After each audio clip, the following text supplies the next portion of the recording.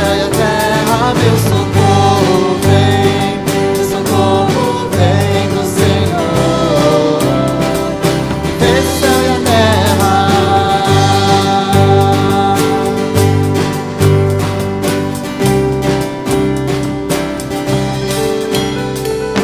Não permitirá que teus pés vacilem e não dormirá o guarda de Israel. O Senhor é quem te guarda, o Senhor é tua sombra, à tua direita, meu socorro vem do Senhor, que fez o céu e a terra, meu socorro vem do Senhor, que fez o céu e a terra.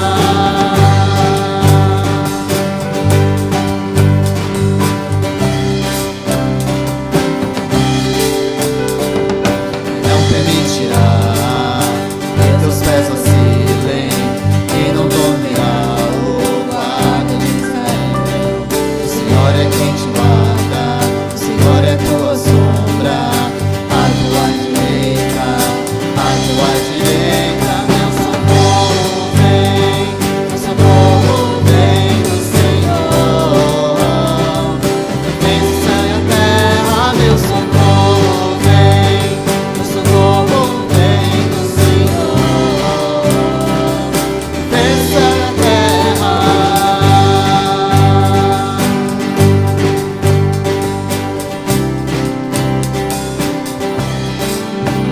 e a terra.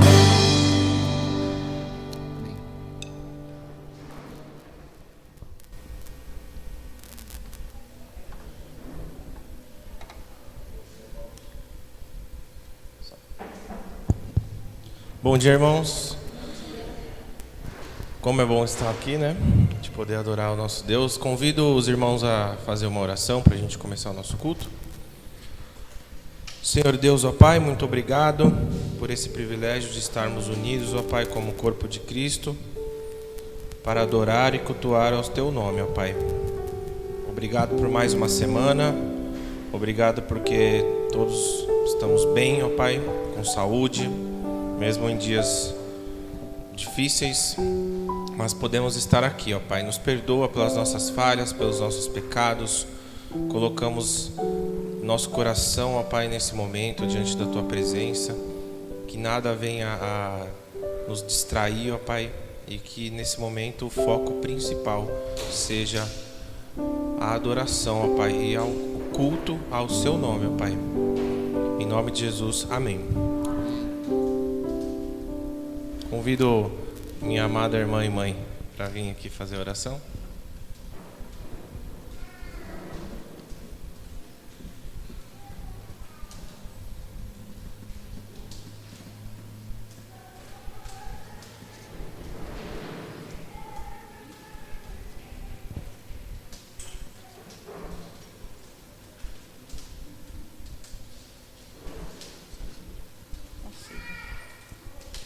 Bom dia, gente. A gente vai ler a palavra de Deus, é do Salmo 98 ao 100, tá?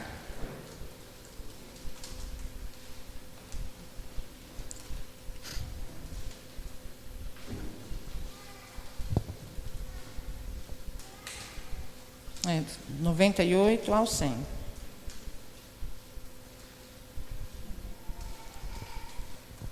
Já acharam?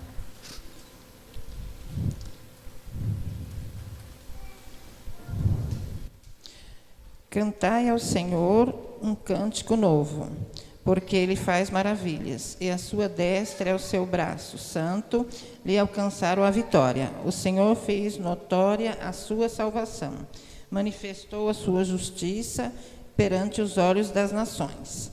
Lembrou-se da sua benignidade e da sua verdade para com a casa de Israel. Todas as extremidades da terra viram a salvação do nosso Deus. Celebrai com júbilo ao Senhor, todos os moradores da terra. Dai brados de alegria, regozijai-vos e cantai louvores. Cantai louvores ao Senhor com harpa, com a harpa e a voz do canto, com trombeta e som de buzinas. Exultai perante a face do Senhor, do Rei. Brame o mar e a sua plenitude, o mundo e os que nele habitam.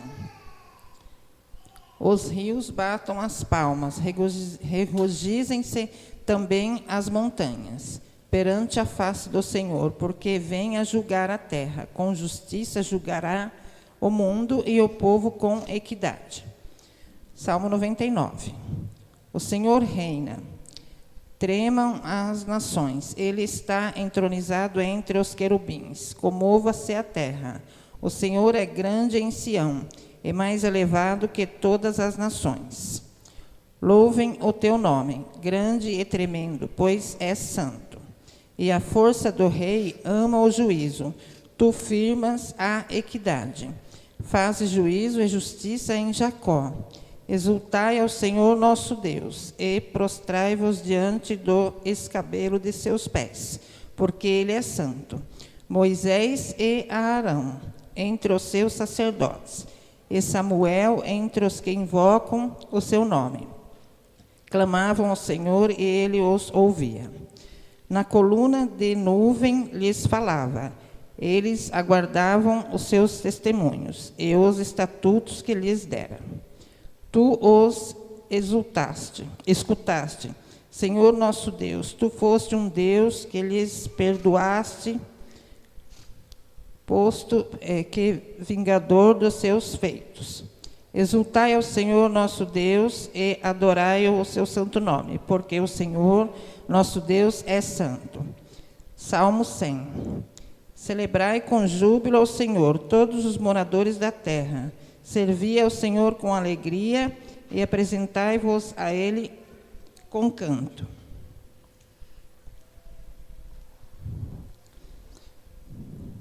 Sabei que o Senhor é Deus, foi Ele e não a nós, que nos fez povo seu e ovelhas do seu pasto.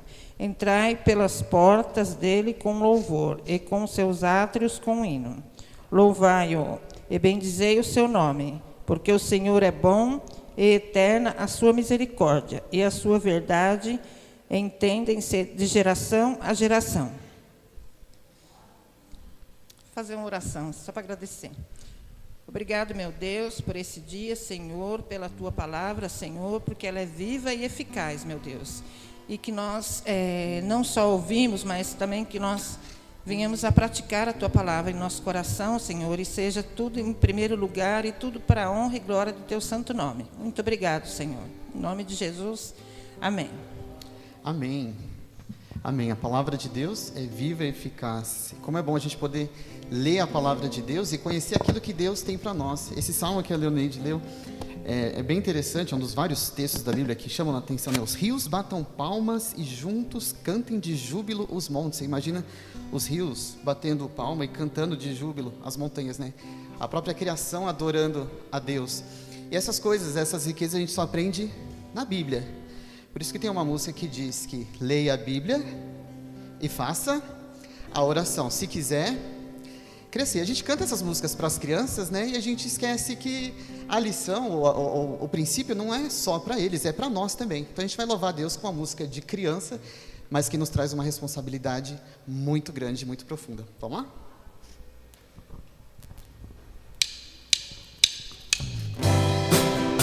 Você pode cantar junto com gestos. Leia a Bíblia e faça a oração. Faça a oração. Faça a oração. Leia a Bíblia e faça a oração. Se quiser crescer, se quiser crescer, se quiser crescer. Leia a Bíblia e faça a oração. Se quiser crescer. E quem não ora e não lê a Bíblia? Quem não ora a Bíblia não lê. A Bíblia não lê. A Bíblia não lê. Quem não ora a Bíblia não lê. Diminuirá. Diminuirá.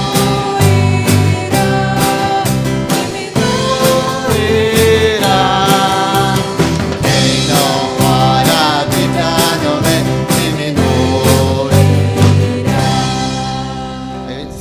monte de irmão empolgado e um monte de irmão tá com medo de cantar isso, né? A gente vai cantar de novo um pouquinho mais rápido, e aí você faz o gesto, se você tiver liberdade, e reforça sempre. Vamos cantar bem forte, vamos lá? 1, 2, 3 e... Leia a Bíblia e faça a oração. Faça a oração, faça a oração.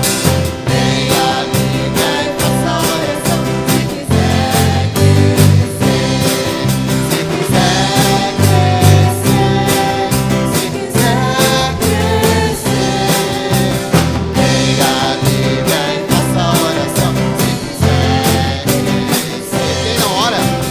Quem não ora, a Bíblia não lê, a Bíblia não lê, a Bíblia não lê. Quem não ora, a Bíblia não lê,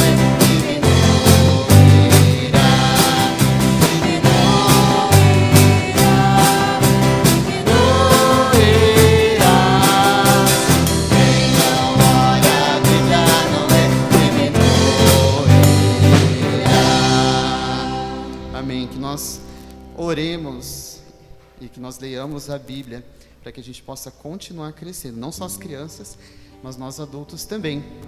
E a próxima música que a gente vai cantar fala do resultado disso. Quando a gente lê a Bíblia e a oração, Deus pouco a pouco vai nos mudando, vai nos transformando a imagem e semelhança de Cristo. E a gente pode olhar para trás e ver que a gente já não é mais quem a gente foi. E vendo a confiança, a gente tem a esperança de que um dia, quando estivermos face a face com Cristo, seremos perfeitos pelos méritos dele. Vamos continuar louvando ao Senhor.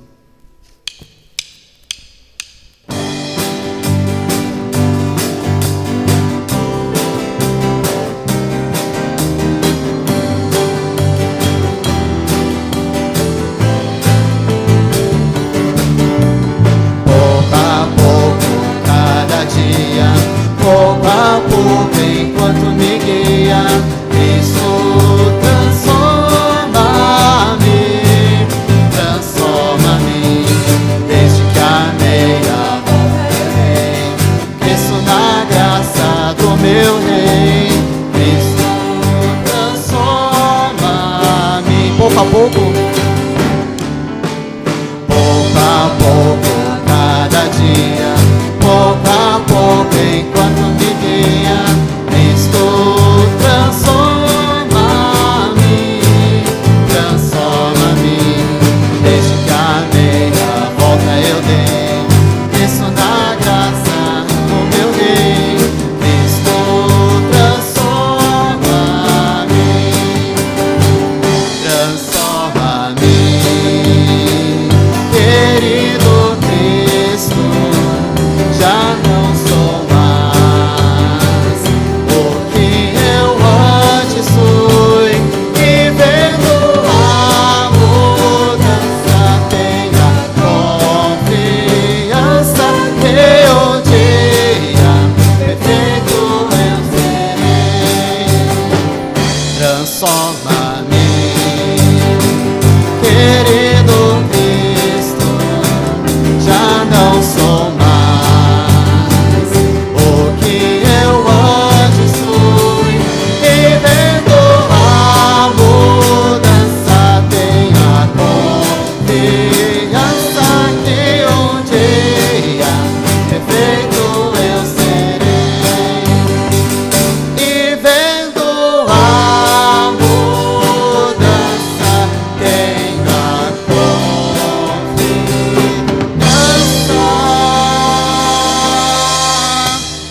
que um dia perfeito eu serei.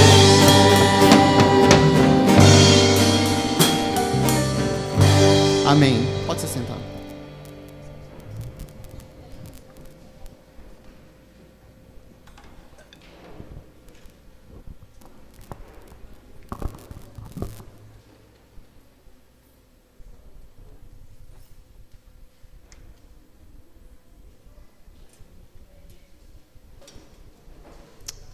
Bom dia a todos.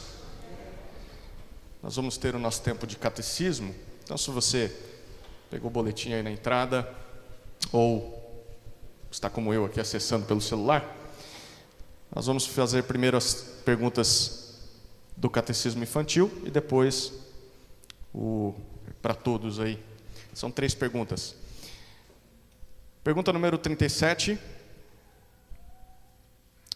é a seguinte: quem é o povo de Cristo? A resposta: o povo de Cristo é o povo que integra a sua igreja. Vamos lá? Quem é o povo de Cristo?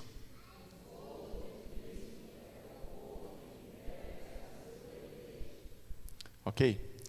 Quais são os pontos característicos da sua igreja? A palavra, a disciplina e as ordenanças. Quais são os pontos característicos da sua igreja?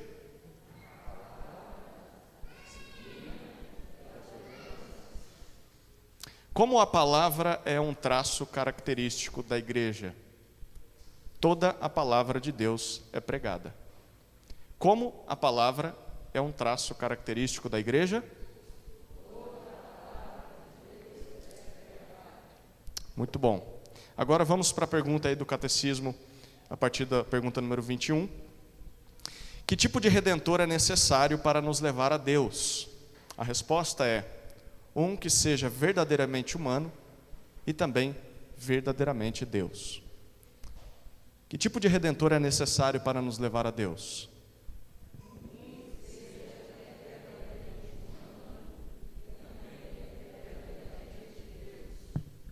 Pergunta número 22. Por que o Redentor precisa ser verdadeiramente humano? Resposta é: porque pela natureza humana, ele pode, em nosso lugar, obedecer perfeitamente toda a lei e sofrer o castigo do pecado humano. E assim, ele pode simpatizar com nossas fraquezas. Pergunta: por que o Redentor precisa ser verdadeiramente humano?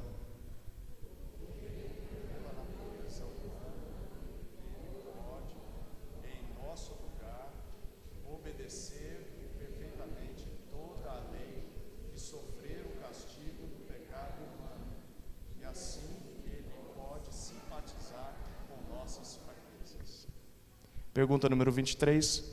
Por que o Redentor precisa ser verdadeiramente Deus? Porque pela sua natureza divina, a sua obediência e o seu sofrimento seriam perfeitos e eficazes. E assim ele seria capaz de suportar a justa ira divina contra o pecado e ainda vencer a morte. Por que o Redentor precisa ser verdadeiramente Deus?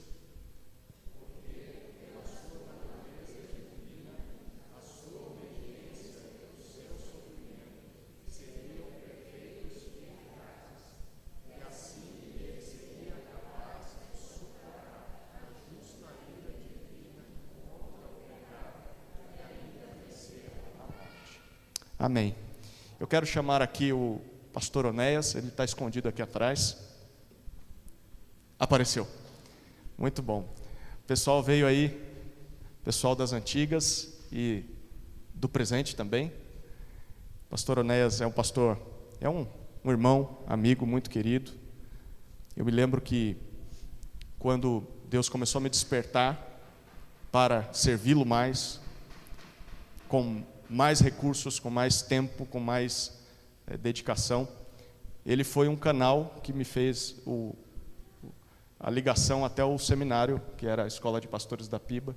A classe já tinha sido fechada, eram 11 alunos, e eu fui o 12º, o intruso, porque já tinha sido fechado, e ele conseguiu contato lá. Eu me lembro até hoje, foi numa quarta-feira, depois de uma reunião de oração, eu apareci aqui e pedi para ele, e ele entrou em contato lá com o Eduardo, que era o filho do pastor Mendes. Então, não só aí, depois também acompanhou eu e Tamires no nosso noivado e se tornou um amigo da família, ele, a Má, as crianças. É um prazer poder recebê-lo. A gente já tem conversado muito sobre igreja, sobre agradar a Jesus, não só individualmente, mas como corpo. E ele também já tem conversado com o presbitério, e o presbitério também tem trocado ideias e tem sido algo fantástico, gostoso, útil. E ele vai apresentar para a gente um pouquinho da experiência que teve depois de sair daqui. E também, como a gente divulgou durante a semana, né, uma das partes, um dos aspectos dessa nova IBAGE pós-pandemia. A gente pensou muito depois das 2 paradas, né? Durante as 2 paradas que tivemos por conta da pandemia.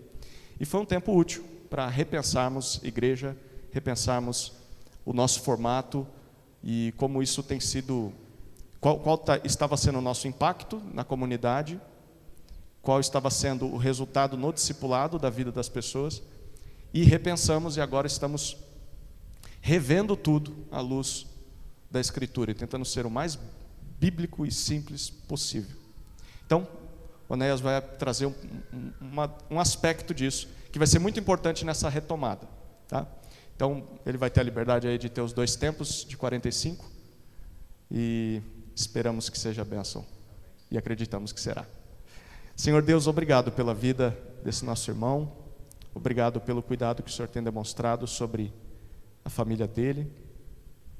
Obrigado, Senhor, porque o Senhor se revela a nós pela palavra, como acabamos de refletir, e pedimos para que ela nos constranja e nos ensine a Te agradar como igreja. Cuide da igreja ali em Iracemápolis, e que esse desejo que nós vemos nessa comunidade de agradar a Deus aqui no Imperial, também seja o desejo ali em Iracemápolis, de agradar ao Senhor e testemunhar de Jesus àquela cidade. E use a vida desse teu servo para ser boca do Senhor nessa hora, e boca do Senhor também para aquela comunidade. É a nossa oração, no nome de Jesus. Amém.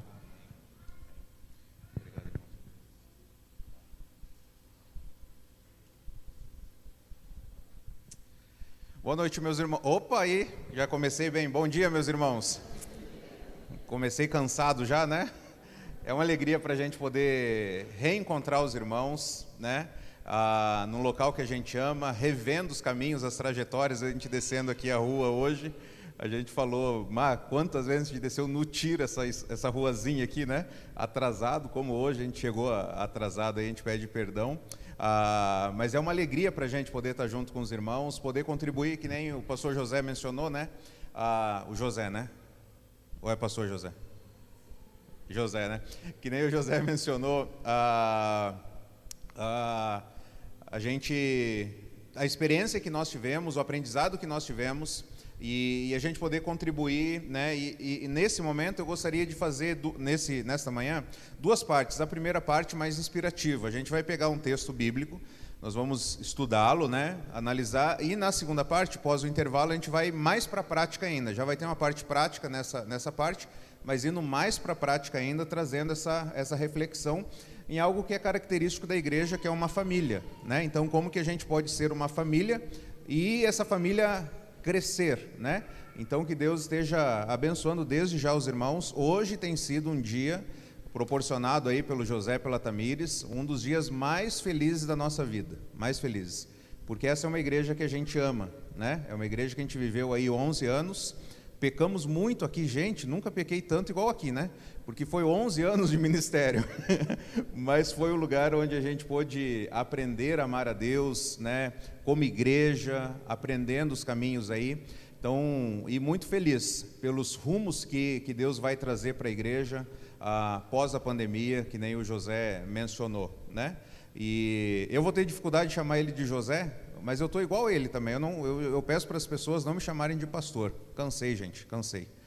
Falei assim, não, eu sou discípulo de Jesus, né? Chama de Onéias, sou pecador igual você, então chama de Onéias, né? Já falei lá na igreja um monte de vezes, mas é claro que fica à vontade para a pessoa de cada um, né? Às vezes é mais difícil, só que aí quando a gente vai se referir ao pastor da igreja, a gente fala o pastor José, né? Então se escapar aí, o José não vai ficar bravo comigo.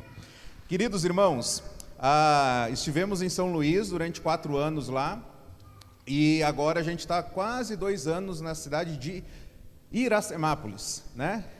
Já tivemos a visita de alguns irmãos lá, irmã Marinete já foi lá, o Gideão já foi lá trabalhar, né, Gideão? A Ju foi também, Ju? A Ju foi, o Gideão acho que foi umas 2 vezes, acho que foi trabalhar 3 vezes, na ordenação, né, alguma coisa lá que teve lá, e estiveram a irmã Marinete, Edgar, né, junto com a Kelly, a José Tamires, passaram lá. Quem mais que já foi lá? O Tiago e a Tayane estão aí? Tá lá, Tiagão. Tá lá, o Tiago e a Tayane estiveram lá com a gente também várias vezes, né? E aguardo a sua visita lá também, tá bom? E toma cuidado, porque a cidade é boa, hein? Vai que não volta, né? É muito legal lá, o José e a Tamires gostaram também, né? Queridos, hoje a gente vai falar então na parte da manhã, a gente vai pensar sobre pequenos grupos. A experiência que eu tive em São Luís lá, que eu já compartilhei com os irmãos, tem muita coisa que a gente não consegue entender ainda do que aconteceu, mas uma das coisas que nós entendemos que aconteceu foi um tempo de preparo. Deus nos preparou lá, tivemos um tempo de gestão, né? Então Deus permitiu que nós passássemos lá 4 anos de forma intensiva, né? Lendo muito sobre igreja em pequeno grupo, vivenciando isso. E eu vou abrir o coração aqui com os irmãos, tá bom? Vou abrir o coração aqui com os irmãos. Quando eu estava aqui na igreja, a gente se relacionando, visitando, a gente não tinha filho. A gente ficou 8 anos sem filho, lembra? Os irmãos orando e tal, né? A gente ficou 8 anos sem filho. Então, a nossa agenda era de trabalhar 3 turnos, manhã e tarde no escritório e noite em visita e discipulado. Era uma loucura, era uma loucura. Só que esse é um ritmo de vida inalcançável. Não tem como você viver num ritmo assim e durar muito. Uma hora tu espana, uma hora tu enlouquece. E quando eu estava pastoreando aqui, eu comecei a perceber, a igreja precisa ser estruturada em pequeno grupo. Mas a rotina que a gente tinha aqui era um negócio assim, absurda. Era segunda-feira, tinha reunião de homens. Pode ser que eu cometa algum erro, porque são 11 anos, né? Talvez houve uma mudança de calendário, alguma coisa, mas resumidamente, segunda-feira, reunião de homens e mulheres, né? A quarta-feira, culto de oração. Quinta-feira, Vitória Régia. Sexta-feira, ministério com juniores, ou ANSE, alguma coisa, né, que tinha um VQ7, né? Sábado à tarde, o trabalho com as crianças. Sábado à noite, reunião da juventude. Domingo de manhã, 8 horas, reunião da liderança. 9 horas, EBD, né? O culto, eu não lembro qual que era o primeiro. Tinha um intervalo, aí ia para EBD ou ia para o culto. Pós o culto, sempre tinha uma reuniãozinha, né? Aí o pessoal já chegava de manhã para ensaiar também. Na parte da tarde, o coral chegava 4 horas, 5 horas, não lembro exatamente, para ensaiar. Culto, pós-culto, aconselhamento e reunião, né? Era uma loucura. E aí eu comecei a perceber, eu falei, a igreja ela precisa estar estruturada em pequeno grupo. Só que o que eu ia fazer? Eu ia cometer um erro que ia acabar com a igreja. Eu ia começar pequeno grupo porque eu já tinha começado a estudar. Eu ia colocar o pequeno grupo como mais uma atividade da igreja. Então, além de você estar envolvido no seu ministério da sua faixa etária, o pensamento era, tem que estar em mais um pequeno grupo. Alguém ia aguentar isso? Aí o que acaba acontecendo? A pessoa que não vem no culto de quarta-feira, eu vou usar a minha experiência abrindo o coração assim, né? A pessoa que não vem no culto de quarta-feira não é um crente bom, porque ele não vem orar, né? Crente bom sou eu que venho aqui orar. E o homem que não vem na reunião de homens, na segunda, é homem banana. O cara não quer ser um líder da família, um chefe que dobra o joelho e ora e busca Deus, né? Uma família que saísse o final de semana para ir para a praia, olha aí, estão invertendo os valores. Ao invés de buscar e cultuar a Deus no domingo, estão indo para a praia, bando de pecadores, safados, sem vergonha, né? Foram para o shopping. Os jovens ficaram até sábado, até tarde assistindo filme, conversando e não vieram para a EBD. Essa geração atual aí isso aí não vai dar em nada, não querem aprender a Bíblia. Porque naturalmente a gente começa a fazer esses pensamentos. E uma das coisas que eu aprendi é que a igreja, quando ela vai mudar essa engrenagem para ter pequeno grupo, ela precisa decidir se vai ser uma igreja em pequeno grupo ou uma igreja com pequeno grupo. Para ficar bem fácil para os irmãos entender, a igreja precisa ser simples na sua agenda, porque senão ela não vai conseguir. É isso que a gente vai ver no texto hoje. Quando eu fizer joia, a mídia pode jogar, tá bom? Eu peguei essa notícia aqui ontem, em 5 de julho desse ano, saiu na revista Abril, né? 55% dos gestores se sentem estressados. Você tem um líder na sua empresa, talvez tem 50% dele já está estressado. Pô, o cara já está pilhado já. O cara já está, talvez já foi até afastado, né? 55% dos gestores se sentem estressados, índice cai para 41% entre os liderados. Então vamos arredondar aí, 50% das pessoas que estão trabalhando hoje também são estressadas. Estressadas com o líder, estressadas com a empresa, e essa é uma realidade que se aplica na igreja também. Pastores estressados, igreja estressada também. Na revista Forbes do ano passado, mas é próximo ainda, que foi, né, um ano atrás, foi feita uma reportagem como que os líderes levam as pessoas ao burnout. Alguém aqui não sabe o que é burnout? Né? Aquela carga emocional é uma palavra, né, que significa um superaquecimento na máquina. Então, é algo que a gente pode pensar pior do que uma depressão, vamos dizer assim, né, só para a gente conseguir entender.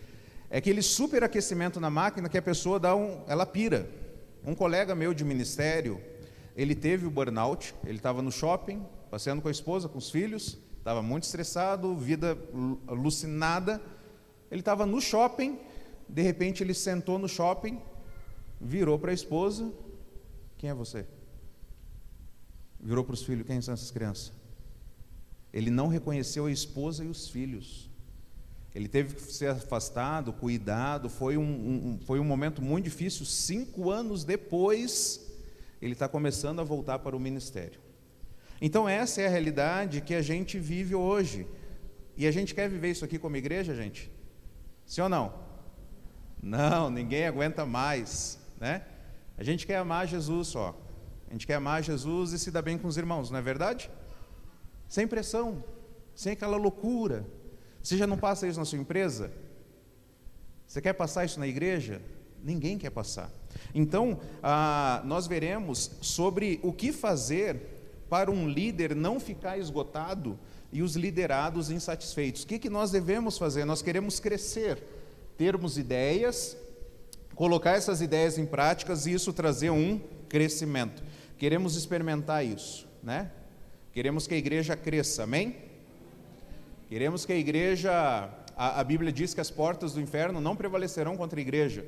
Queremos que a igreja continue avançando e forçando as portas do inferno para resgatar pessoas. E quando a gente começa a fazer isso, a igreja começa a crescer. Tá gravando, José?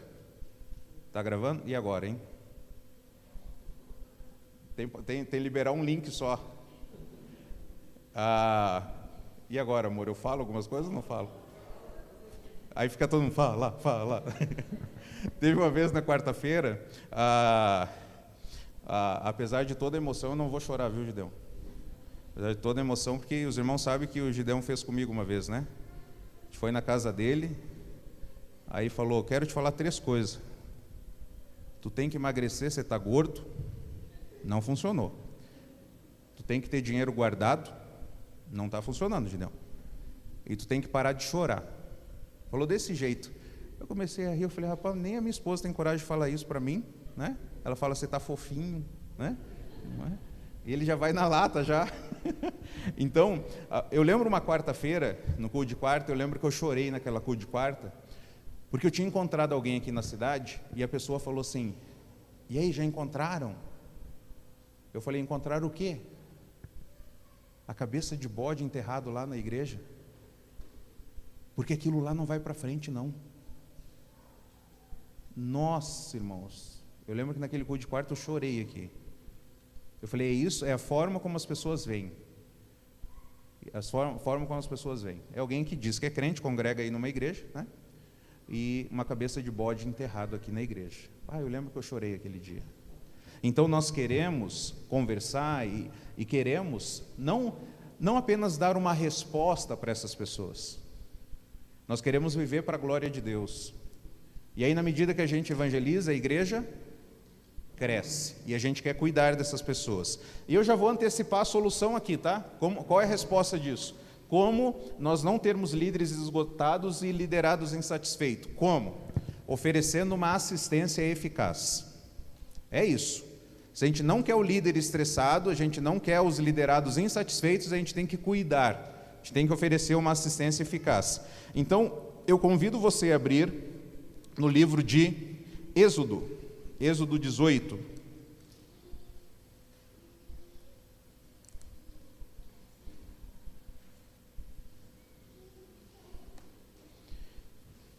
Êxodo 18. Nós veremos 3 partes aqui nesse capítulo. Nós veremos um relacionamento intencional, porém familiar, um relacionamento intencional e comunitário, e a terceira parte é a parte prática, aí que a gente vai chegar nessa primeira parte, como oferecer uma assistência eficaz. Êxodo 18, de 1 a 12. Jetro, sacerdote de Midian e sogro de Moisés, soube de tudo que Deus tinha feito por Moisés e pelo povo de Israel, como o Senhor havia tirado Israel do Egito. Moisés tinha mandado Zípora, sua mulher, para a casa de seu sogro Jetro, que a recebeu com seus 2 filhos. Um deles chamava-se Gerson, pois Moisés dissera: tornei-me imigrante em terra estrangeira. E o outro chamava-se Eliezer, pois dissera: o Deus de meu pai foi o meu ajudador, livrou-me da espada do faraó. Jetro, sogro de Moisés, veio com os filhos e a mulher de Moisés encontrá-lo no deserto, onde estava acampado perto do monte de Deus. E Jetro mandou dizer-lhe: eu, seu sogro Jetro, estou indo encontrá-lo, e comigo vão sua mulher e seus 2 filhos.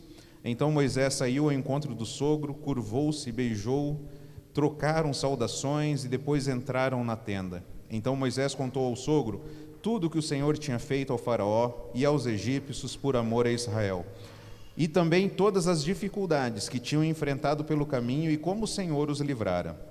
Jetro alegrou-se ao ouvir todas as coisas boas que o Senhor tinha feito a Israel, libertando-o das mãos dos egípcios. Disse ele: bendito seja o Senhor, que libertou você das mãos dos egípcios e do faraó, que livrou o povo das mãos dos egípcios. Agora sei que o Senhor é maior do que todos os outros deuses, pois ele o superou exatamente naquilo em que se vangloriavam.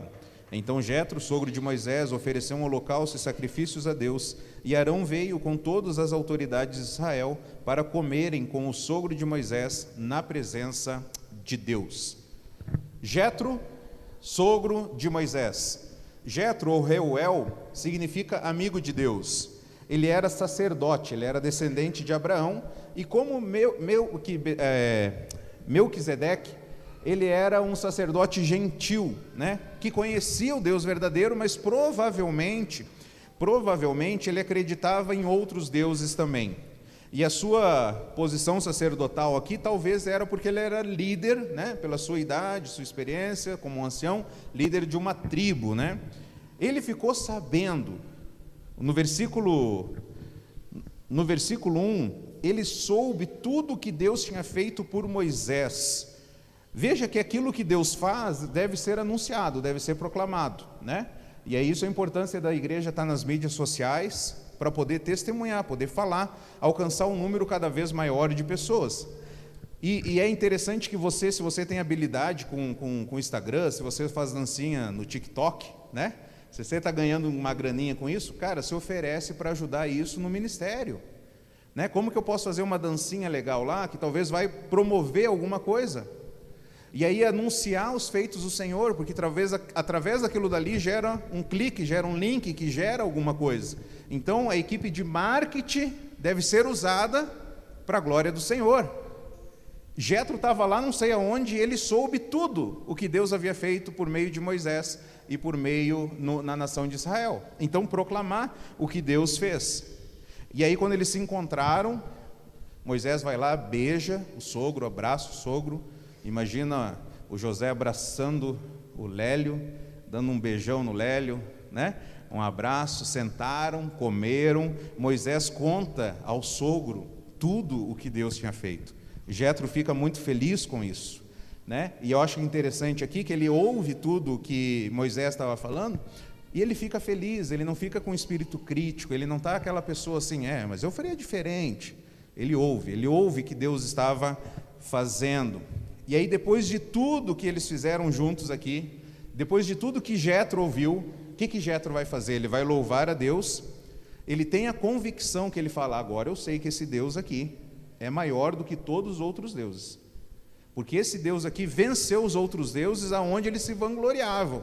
Agora eu sei, parece que essa declaração que ele fez aqui, ele dá esse passo de entender que Jeová é o único Deus verdadeiro. Ele toma essa decisão. E aí ele vai oferecer um sacrifício e holocaustos a Deus. Queridos, não é isso, pode passar mais um? Não é isso que a gente deseja como igreja? Lembra, a primeira parte é um relacionamento intencional e familiar. Não é isso que a gente deseja, encontrar e abraçar os amados? Não é verdade? Quando veio a pandemia aí, uma das coisas que a gente sofreu é a falta de abraço, não foi? A gente não sabia nem o que fazer mais, porque já era normal chegar, cumprimentar a pessoa e dar um abraço, né? Dar um beijo. E aí, de repente, e aí, como é que faz? Vai cotovelinho, vai soquinho, o que que faz? É isso que a gente deseja como igreja, encontrar e abraçar os amados. Cadê a Dona Ivone? Não veio a Dona Ivone? Ela está bem? Não está bem? Uau! O velho abraço de urso, chegar e dar um abraço apertado nas pessoas. Fazermos refeições juntos. Como é gostoso isso, né? E aí, vamos almoçar onde? Vamos almoçar lá em casa. Vamos junto, né? Fazer refeições juntos e juntos louvarmos a Deus. Isso aqui é relacionamento intencional, porém é familiar. Tu consegue ver isso aqui, gente, nesse encontro de Jetro e Moisés, eles fazendo um planejamento para esse encontro aqui? Quem é de administração? Consegue imaginar eles fazendo um planejamento, um PDCA do encontro? Né? Planejar, executar, avaliar, corrigir, né? Refazer. Consegue imaginar eles fazendo uma análise SWOT? Consegue imaginar eles pegando o orçamento deles e falando assim, será que a gente tem verba suficiente para oferecer, para a gente fazer um churrasco em louvor a Deus, um churrasco do quilo? Será que a gente tem orçamento? Você consegue imaginar e ver isso aqui? Não, porque o relacionamento era intencional e familiar. Vamos junto? Bora. Vamos fazer isso? Vamos. Pega o violão aí, vamos louvar a Deus. Gente, isso aqui é gostoso. Quem de nós não gosta de viver isso? Todos nós gostamos. E aí, irmãos, parece que tem algumas igrejas que não crescem porque elas não querem, elas têm medo disso aqui. Não disso. Elas têm medo que se nós crescermos, a gente vai perder a comunhão. E aí um erro que eu cometeria na igreja, e eu cometi, porque não adianta, toda igreja tem o quê? Que é um risco para a comunhão, né, que a gente fala. Toda igreja tem o quê? As panelinhas. E a gente fala, isso aí é um risco para a comunhão, então a gente tem que fazer o quê com a panelinha? Acaba com a panelinha. A panelinha não é de Deus. Não é isso que a gente faz? Não é isso que o Enéas fez várias vezes? Separa, larga, não puxa, não, né? E aí, irmãos, um erro que eu cometi, eu fui aprendendo com a experiência, é que eu queria, vou imaginar o Gil aqui, que a gente nunca imaginou que o Gil ia casar com uma adolescente, né? Para quem ouvir esse vídeo aqui depois, a Danila não é adolescente, mas é que quando a gente saiu daqui, ela era adolescente. Aí quando a gente ouviu a notícia que o Gil casou com a Danila, ia casar com a Danila, a gente fala, rapaz, mas o seu João deixou, esses baianos estão mudados, gente. Esses baianos não são mais como antigamente, né?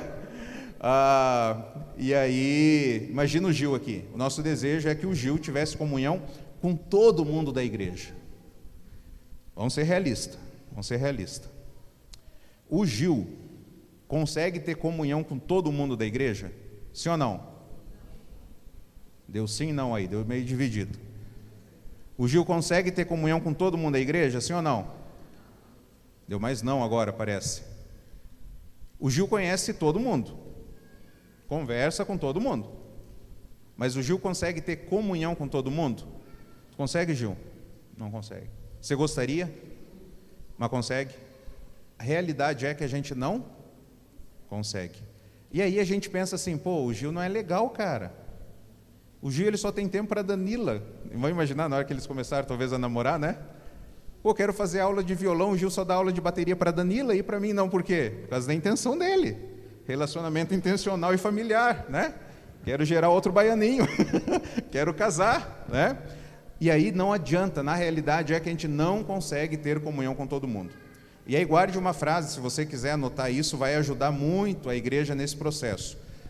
A gente tem que mudar o pensamento. Ao invés de fulano ter comunhão com todo mundo, o pensamento é que todos tenham comunhão. É diferente. Ao invés de um ter comunhão com todos, o foco agora é que todos tenham comunhão. Então a gente não quer que ninguém fique sozinho. O Gil está se relacionando, vou usar um português claro, né? O Gil está se relacionando com a panelinha dele. Então beleza, é só com a panelinha dele, mas o Gil está em comunhão? Sim ou não? Está em comunhão. E aí os líderes da igreja vão fazer o quê? Essa panelinha a gente tem que dar um propósito para ela. O nosso propósito é que Deus nos deixou aqui na terra, é para que Deus nos deixou aqui na terra? Para amar. Esse é um teste que eu estou fazendo com os irmãos. Não entristeçam o José. Deus nos deixou aqui na terra para amarmos amarmos a Deus, amarmos e servirmos ao mundo. Aí a gente vai chegar para essa panelinha e vai falar: nós queremos que vocês façam isso, que vocês amem a Deus, vocês amem ao próximo, vocês sirvam ao mundo. E aí, se vocês não vão vir na EBD de manhã, e aí vocês não vieram, a panelinha não veio de manhã na EBD, gente, olha que coisa. Aí a liderança da igreja vai ficar preocupado, vai chegar no Gil, talvez, que é o líder da panelinha, e vai perguntar: Gil, hoje de manhã, vocês amaram a Deus, amaram o próximo, serviram ao mundo? Ele vai falar: sim. Então está resolvido, assunto encerrado. Deu para os irmãos pegarem? Porque a missão não é cumprida aqui dentro, a missão é cumprida em todos os lugares que nós estivermos. Isso vai nos ajudando para nós vivermos, encontrarmos as pessoas, fazermos refeições juntas e louvarmos a Deus juntos. Só que a grande dificuldade é como que a gente faz isso como igreja, como que a gente faz isso no ambiente, pode passar? No ambiente comunitário.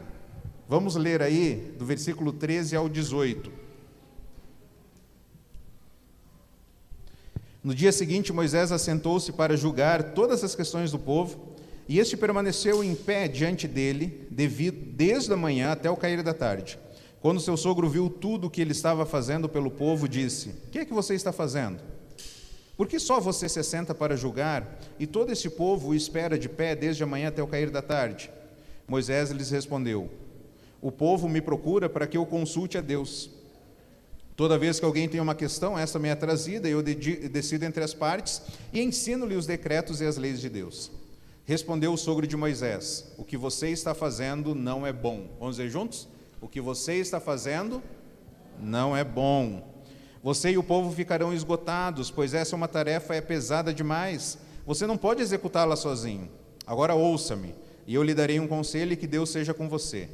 Seja você o representante do povo diante de Deus, e leve a Deus as suas questões. Oriente-os quanto aos decretos e leis, mostrando-lhes como os devem viver e o que devem fazer. Mas escolha entre o povo homens capazes, tementes a Deus, dignos de confiança, inimigos de ganho desonesto. Estabeleça-os como chefe de 1.000, 100, 50 e 10. Esses estarão sempre à disposição do povo para julgar as questões. Trarão a você apenas as questões difíceis, as mais simples decidirão sozinhos. Isso tornará mais leve o seu fardo, porque eles o dividirão com você. Se você assim o fizer, e assim Deus orientar, você será capaz de suportar as dificuldades, e todo esse povo voltará para casa satisfeito. E aí Moisés fez isso, depois ele se despede então de Jetro. Moisés fazia algo que era essencial. Pode passar? Moisés fazia algo que era essencial. O que ele fazia? Vamos ler juntos? Consultava a Deus pelo povo, decidia entre as partes e ensinava os decretos e lei. Moisés está fazendo certo? Sim ou não? Mas Moisés está fazendo certo da maneira errada. Por que ele está fazendo o certo da maneira errada? Veja que a pergunta de Jetro é, no versículo 14, que é que você está fazendo? Na resposta de Moisés, ele responde o que eu estou fazendo. Eu estou consultando a Deus, eu estou decidindo e eu estou ensinando. É isso que eu estou fazendo. Só que a pergunta de Jetro também foi, versículo 14, por que só você se assenta para julgar e todo esse povo espera em pé desde a manhã até o cair da tarde? Por que que só você está fazendo visita? Por que que só você está discipulando? Por que que só você está fazendo refeições juntos? Por que que só você está acompanhando alguém para o batismo? Por que só você? E aí quem está na fila não consegue receber, né, o contato do pastor, porque tem um monte de gente esperando. Por que que só você? E aí Jétro diz que não é bom.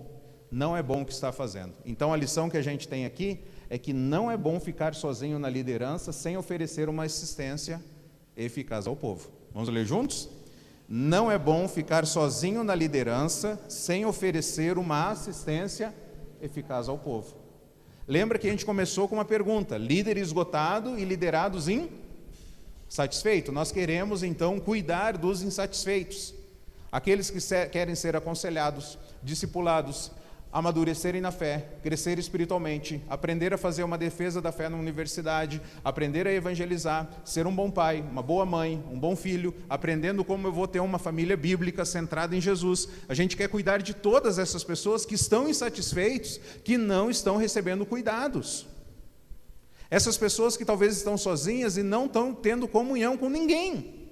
A gente quer cuidar dessas pessoas. E aí, o resultado é, Jétro fala, você e o povo, se você continuar assim, Moisés, você e o povo ficarão esgotados. A ideia aqui, irmãos, é desfalecer.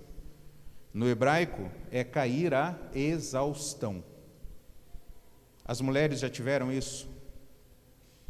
Aquele dia que fala, cara, eu não aguento dar mais nenhum passo.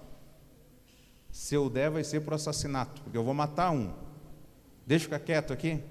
Os homens já viveram isso em casa, não viveram? Você sabia que o índice, isso é comprovado, que quem mais entra em depressão é a mulher? Sabia disso? Por quê? Porque a mulher fala mais.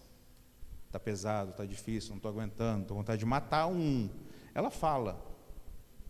Vou pegar no teu pescoço, sai da minha frente. E uma dica, enquanto a mulher está gritando, não tem risco nenhum. Mas se ela fala baixinho, sai da minha frente agora. Sai porque aí tem risco de morte. Sai porque ela está fria, né? Cai fora. Mulher entra em depressão. Homem não entra em depressão. Olha que loucura. Olha que loucura. Homem ele aguenta. Homem é forte, homem é macho. Homem não pode chorar. Pastor não pode chorar. Né, Gideão? Não pode. E aí o homem vai aguentando, vai aguentando. Só que o que o homem faz mais do que as mulheres? Se mata. O suicídio é infinitamente maior, o número de suicídio masculino que feminino. A mulher fala, eu não estou aguentando, não estou aguentando. A gente joga o rótulo, está em depressão. O homem não fala nada, de repente, cadê o homem? Se matou. Ele passou por um vale, só que ele não falou nada. O que Jétro está falando para Moisés é, você vai entrar em exaustão. E agora eu me emociono porque eu passei por isso. Eu passei por isso. Eu lembro uma quarta-feira, dia 24 de novembro. Eu não estava conseguindo sair, isso foi em a gente está em 2021, 2020. Eu não estava conseguindo sair desse limbo. E a Bíblia diz que do interior do nosso coração vêm os maus pensamentos. E aí me veio um pensamento, naquela quarta-feira à tarde, veio um pensamento, que eu estava sendo um fardo para minha esposa que eu tanto amo. Veio um pensamento que talvez os meus filhos poderiam viver melhor sem mim. E aí, irmãos, eu comecei a chorar. Eu estava no quarto, a Má estava fazendo um aconselhamento naquele dia, e a irmã que estava lá em casa, os irmãos lembram da Eliette, né? A Eliette tem uma risada forte, gostosa, contagiante, né? Essa irmã era assim, é assim lá em Iracemápolis. É uma irmã muito querida e dá risada e é alegre, ela estava lá. E até um dia ela foi assim, um dia ela falou assim, Onés, eu não vou domingo de manhã na igreja, porque eu vou ir para a praia. Eu falei, mas eu não quero nem te ver na igreja. Vai para a praia glorificar a Deus, glorifica a Deus com teu marido na praia, né? Some da igreja, vai para lá. E aí ela estava fazendo lá o aconselhamento com a Má, e eu ouvindo, e eu no quarto chorando, e esses maus pensamentos vindo, e eu falei, eu tenho que ir lá fazer a política, né? Oi, tudo bem? Como é que você está? E aí eu cheguei perto dela, mas eu não conseguia conversar, porque se ela encostasse em mim eu ia desabar. Então eu estava sério ali e tal, não sei o quê. A gente se despediu, fomos no portãozinho lá, e aí no que ela pisou na calçada, a Má pisou para se despedir dela, e ela tinha vindo da praia. Então ela estava louca para contar como é que foi para a família dela na praia. E eu estava super seco com ela.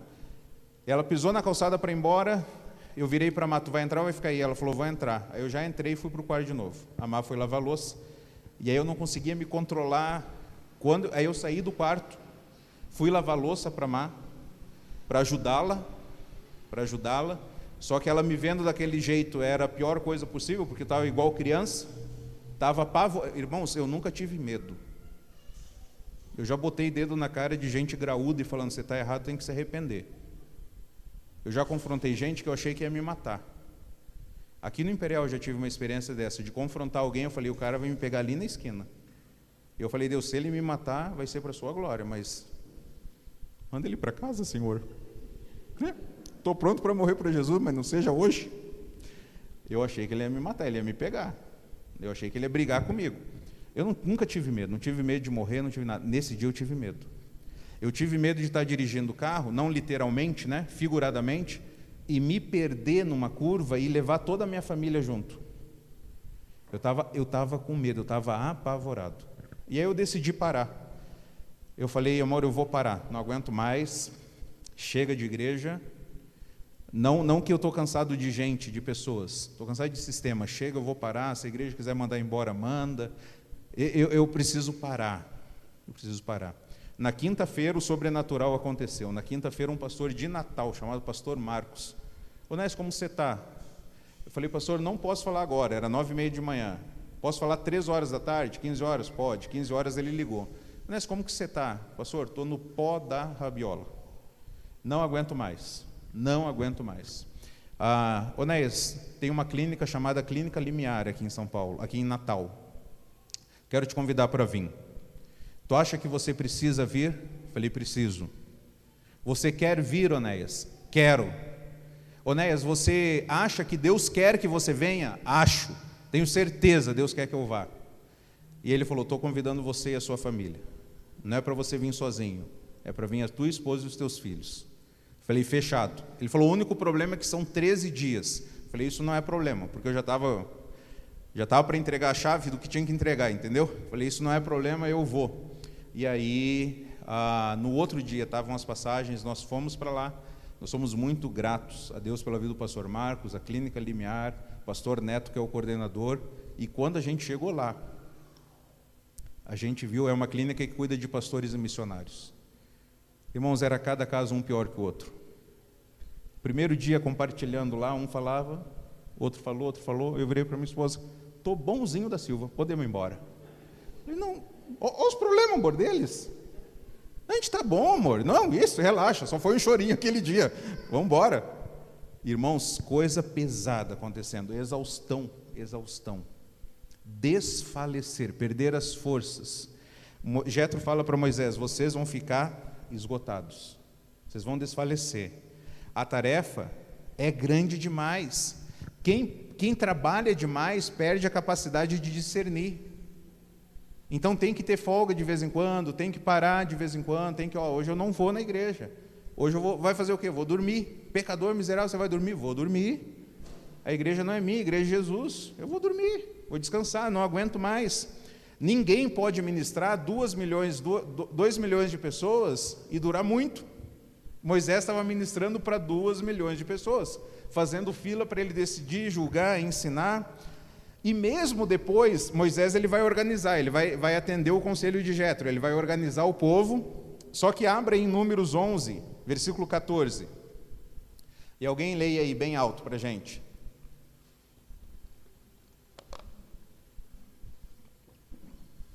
Números 11, 14.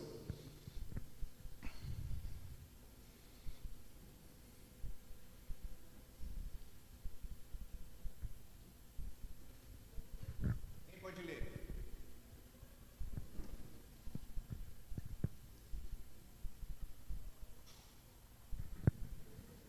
Eu não posso levar sozinho todo esse povo, porque é pesado demais para mim.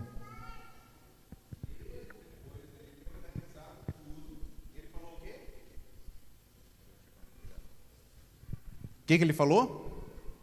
Não posso levar esse povo sozinho. O fardo é pesado, a tarefa é grande demais. O líder precisa aprender a parar. O líder precisa aprender a parar antes de terminar o combustível. Eu, Onéias, aqui na igreja, eu só parava quando acabava o combustível. Aí vários momentos estressado, vários momentos cansado. Não parava antes. Pô, eu vou pegar um final de semana, eu vou para a praia junto com a minha família. Aí a igreja poderia falar, mas por que, Onéias, você vai para a praia com a sua família? Você está cansado? Não, não estou cansado, eu estou super bem. Mas eu vou aprender a parar antes de acabar o combustível. Aí esse pastor Marcos, que nos levou para o limiar e cuidou de nós lá, e cuida de nós até hoje, o filho dele é piloto de avião. E aí um dia ele estava conversando com a gente, ele falou, Néias, você tem que aprender a estabelecer a sua vida como um piloto de avião. O piloto de avião, quando ele vai sair de Guarulhos e vai pousar em Porto Alegre, o cálculo que ele tem que fazer de combustível é sair de Guarulhos, quando ele estiver sobrevoando Porto Alegre, o tempo fechou, não consegue pousar, ele tem combustível suficiente para voltar para Guarulhos. Esse é o cálculo do combustível. Por que caiu o avião da Chapecoense? Porque ele não fez esse cálculo. Ele ficou sobrevoando lá, ele calculou um pouquinho a mais, ele ficou sobrevoando, não deu, de repente ele quer descer a todo custo porque acabou o combustível. O avião mais pesado vai gastar mais. Então, você tem que aprender, Onéias, a parar antes de acabar o combustível. Ele falou isso, beleza, entendi, pô, que legal. A gente está voltando de Natal para pousar em Guarulhos. Aí o piloto fala assim, o aeroporto de Guarulhos está fechado. Eu falei, caramba, amor, olha Deus mostrando para a gente o exemplo. E o avião ficou sobrevoando. Aí, de repente, falou, não foi permitido a gente pousar. Nós vamos para BH. Falei, caramba, amor, olha Deus mostrando. A gente foi para BH. Chegou lá, a gente ficou não sei quanto tempo dentro da aeronave. Depois ele voltou para Guarulhos. Deus mostrando, mesmo depois da clínica do limiar, Onéias, você precisa aprender a parar. Ainda quando tem combustível. O seu Luiz Franco, né? O seu Luiz Franco, ele falava assim, eu não admito alguém que fica na estrada sem combustível, não admito. Porque o combustível vai baixando, chegou na metade, o que a gente tem que fazer? Abastece de novo. Mas aí a pessoa deixa baixar, chega na reserva, acende a luz, não, mas ainda tem 4 litros ainda dentro do tanque. Aí vai andando, a esposa vai pegar o carro, e não tem mais combustível. Ah, tem, dá para você ir no mercado e voltar tranquilo. Os homens não fazem isso? A gente tem que mudar essa mentalidade com relação à vida, com relação à igreja, né? Então, a tarefa é pesada demais, a gente precisa aprender a parar mesmo quando ainda tem combustível. E em terceiro você não pode executar a tarefa sozinho. Por isso que a liderança da igreja tem que ser plural. Tem que ter mais gente ajudando a pensar, mais gente dividindo a carga. Veja só, a nação tinha autoridades. Em Êxodo 18, 12, diz que eles tinham autoridades, só que esses não ajudavam. A nação de Israel tinha líderes, só que esses líderes não ajudavam. Então nós precisamos ter essas pessoas e colocar essas pessoas para trabalhar. Não quer servir, meu irmão? Não quer servir, a igreja não é para ti. A igreja aqui é para servo. Não, mas eu estou ferido. Está todo mundo ferido, meu irmão. Olha o nosso líder quanto tiro tem. Olha o meu líder de pequeno grupo quanto tiro tem. Está todo cheio de tiro, irmão. Eu estou aí com os meus problemas também, mas a gente está servindo, a gente está cuidando de pessoas, porque Jesus cuida de nós na medida em que nós cuidamos das pessoas. Um dia eu estava dando um curso sobre pequeno grupo, e aí eu terminei de apresentar empolgadaço, vamos cuidar de pessoas, bora! Alguém tem uma dúvida? O primeiro que levantou a mão quem vai cuidar de mim? Eu falei, pecador, vou começar de novo, pecador. Jesus deixou aqui não para a gente pensar em nós, não acredite nessa mentira, achando que a gente tem que se amar. Jesus nos falou que a gente tem que amar a Deus e amar ao próximo, na medida e na intensidade que eu já cuido de mim. Eu já me cuido, eu não preciso me cuidar mais. Mas eu tenho que aprender a amar a Deus e amar ao próximo. Tem um provérbio árabe que diz o seguinte, você sabe arco e flecha, né? Você vai quebrar o arco, imagina um arco aqui, você vai quebrar o arco se mantiver ele curvado por muito tempo. Pastor bom é um pastor que não para. Esse não descansa, esse não tem folga, tem tempo para todo mundo. Está puxando o arco. Uma hora o que vai acontecer com o arco? Vai quebrar, vai quebrar.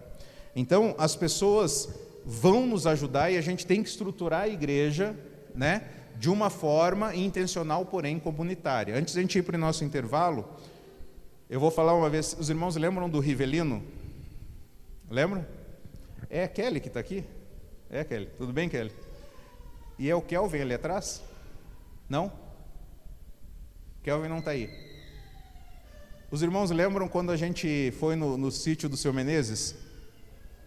Seu Menezes, abre a porta. Dá um pedaço dessa torta. A gente lá no sítio do Seu Menezes, ele tinha um pimbolim do Arco da Velha, não sei se você lembra, e o pimbolim não funcionava.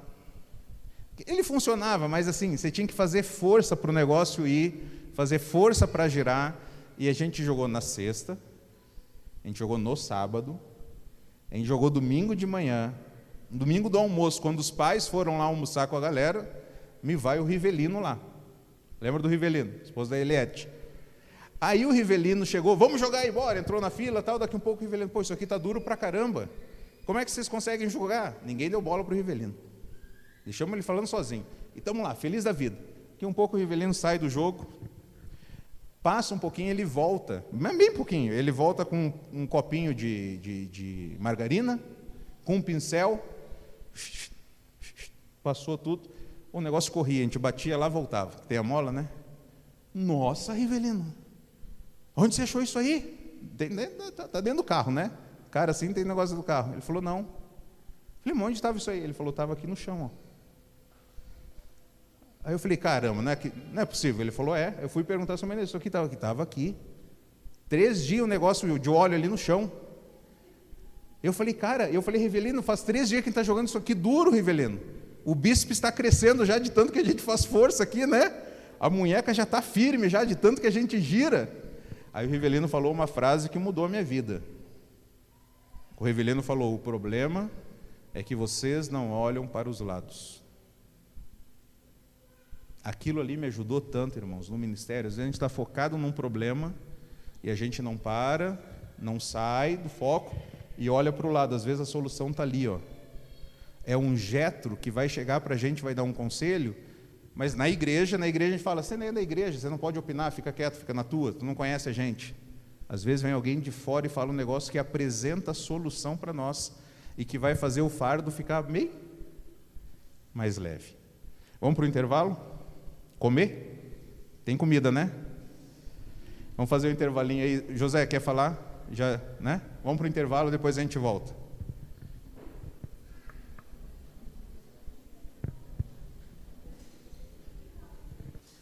Muito bom matar a saudade dos irmãos aí no intervalo. E saber que está sendo bom aí o que a gente está falando, tá? Deixa eu só botar aqui. Tecinho, compromisso público aqui, marca uma férias para a família aí, viu? Certo, Tecinho? Certo, Tecinho? Aí. Muito bom. A gente fica na correria, né? Vários irmãos falando, pô, esse é um momento de vida. Tecinho está empreendendo aí, fiquei feliz que estão com a loja lá, e a gente tá com uma loja também, né? E fica uma correria. Quando foi nessa segunda-feira agora, a Má falou, não, a gente não vai abrir. Irmãos, a gente dormiu a tarde toda na segunda-feira, a gente almoçou, e a gente demorou ainda voltar num ritmo normal, foi na quinta-feira só, que a gente vai cansando e não percebe, né? Então é importante a gente parar, e vários irmãos mencionando aí o como é bom esse momento de parar, tanto para a família como, né, pessoalmente, como também para a igreja. Jetro então falou para Moisés que não é bom o que você está fazendo, você e o povo ficarão esgotados, a tarefa é pesada demais, você não pode executá-la sozinho. E o Tecinho vai para a praia, hein, gente? Quando o Tecinho for para a praia, vocês me avisem para a gente ir junto. Não, aí não é folga, né, Tecinho? Mas a terceira parte agora de tudo que a gente está vendo é como oferecer uma assistência eficaz. É isso que a gente quer, oferecer uma assistência eficaz. Então, 4 lições aqui, se você quiser anotar. A primeira é, vamos ler juntos? O ministério principal do líder é buscar a direção de Deus e dar direção ao povo. Não vai faltar água aqui. Eu não estou gordo, gente. Que 60% do corpo humano é água, né? Eu estou encharcado e o pessoal quer que, olha, o pessoal quer que eu volte mais gordo, né? Mais encharcado para casa.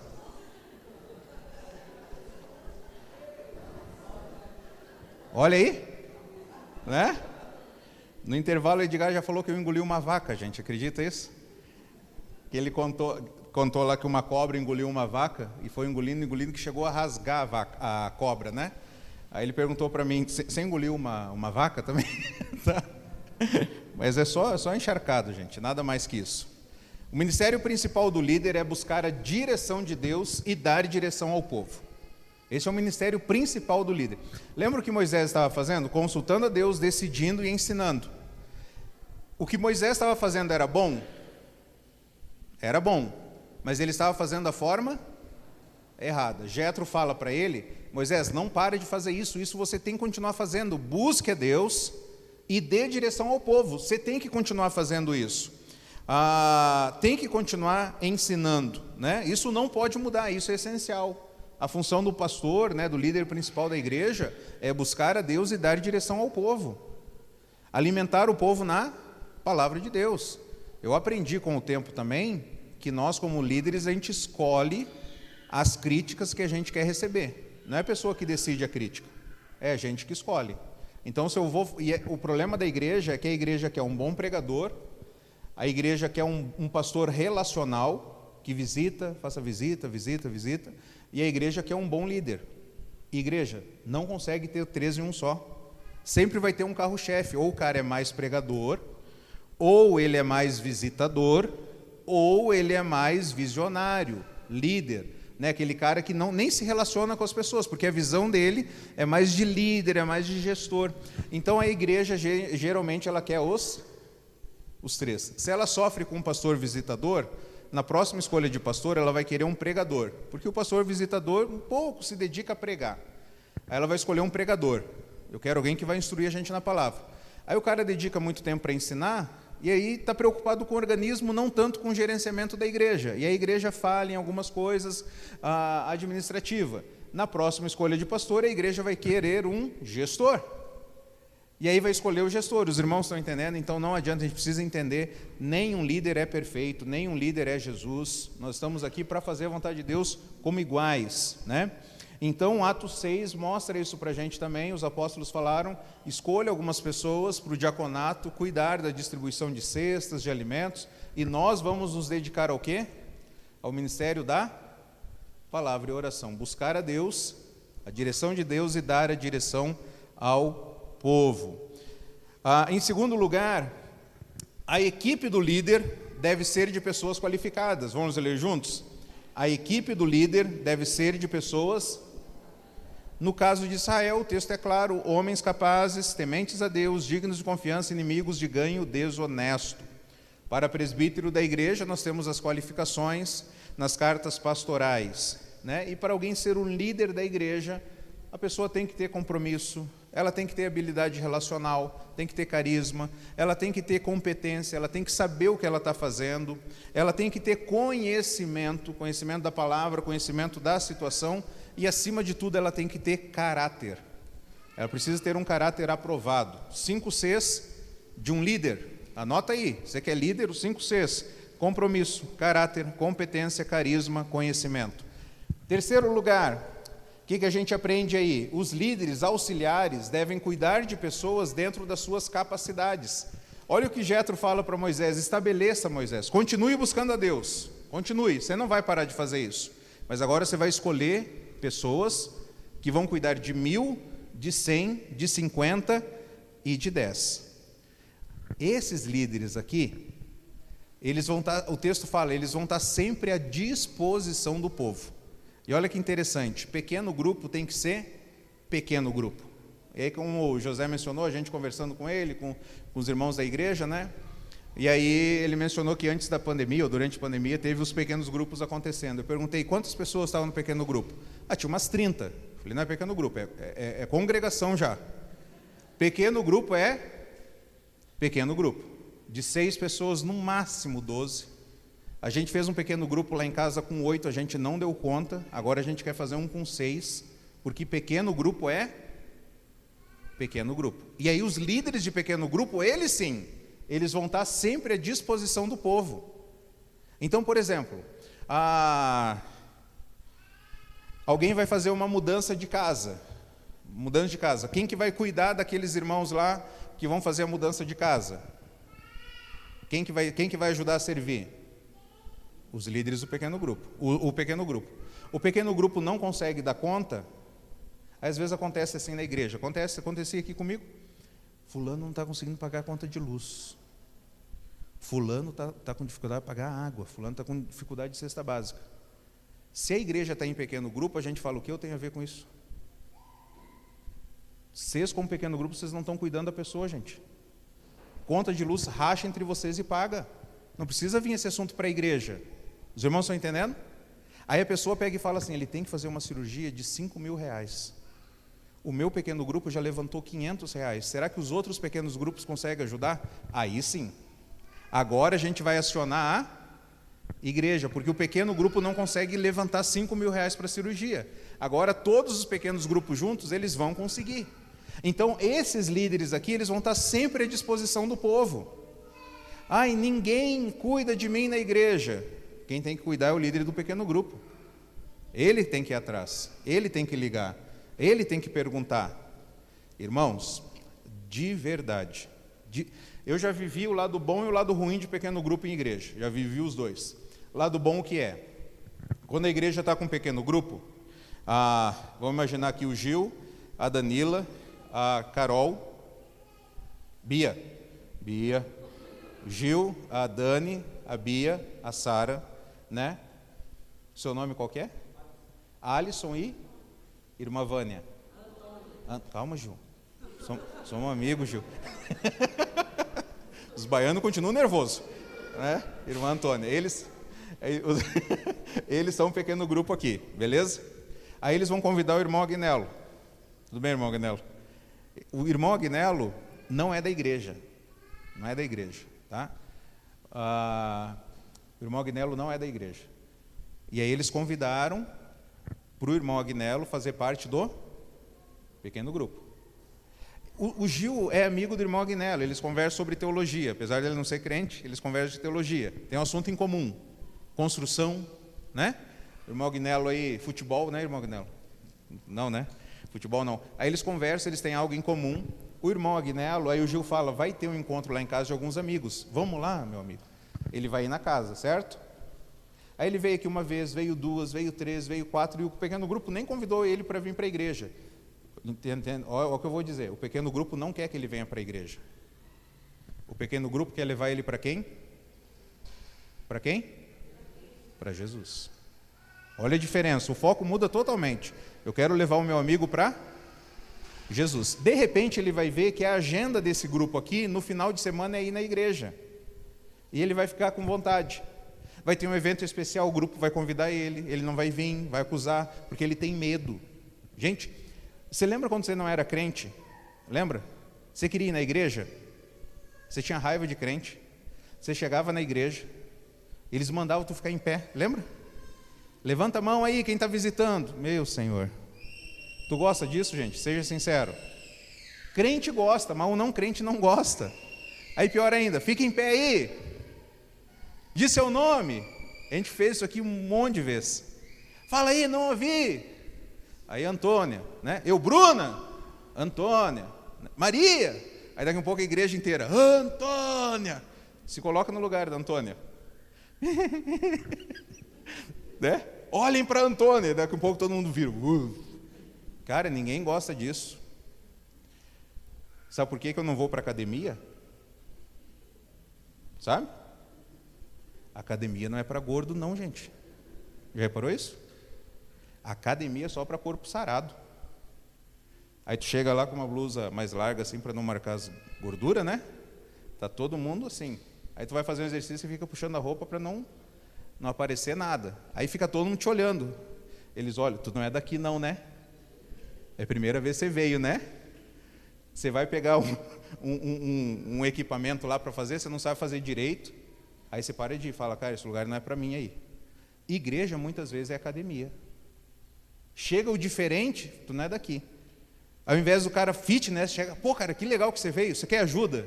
Precisa de alguma coisa? Cara, precisa de mim, eu estou ali, estou no equipamento do lado. Vamos junto? Que hora você vem? Eu venho 6 da tarde. Pô, que legal, vamos vir junto, cara. Que bairro você mora? Moro no bairro tal. Vamos junto para lá? Às vezes a igreja age igual academia. Chega alguém diferente, desajustado, olha lá ele. Não consegue nem correr na esteira, ele está caminhando. Começa a rir do gordo. E a gente ri das pessoas que chegam na igreja. O irmão Agnello, quando ele vir, lembra disso, muda totalmente a estratégia. Eu não estou convidando ele para vir para a igreja, estou convidando ele para ir no pequeno grupo. Daqui um pouco o irmão Agnello já é do pequeno grupo. Já é. Ele já está enturmado, já está felizão, não falta, já está convidando o Gideão para ir no pequeno grupo, já está super animado. De repente ele vai vir vai vir na igreja. Quando ele chegar aqui na igreja, ele nem avisou o pequeno grupo. Ele estava um dia lá com o coração pesado, ele falou, cara, eu vou para a igreja, cara. Ele entra aqui. Gente, fala para mim a reação do pequeno grupo quando vê o amigo deles aqui.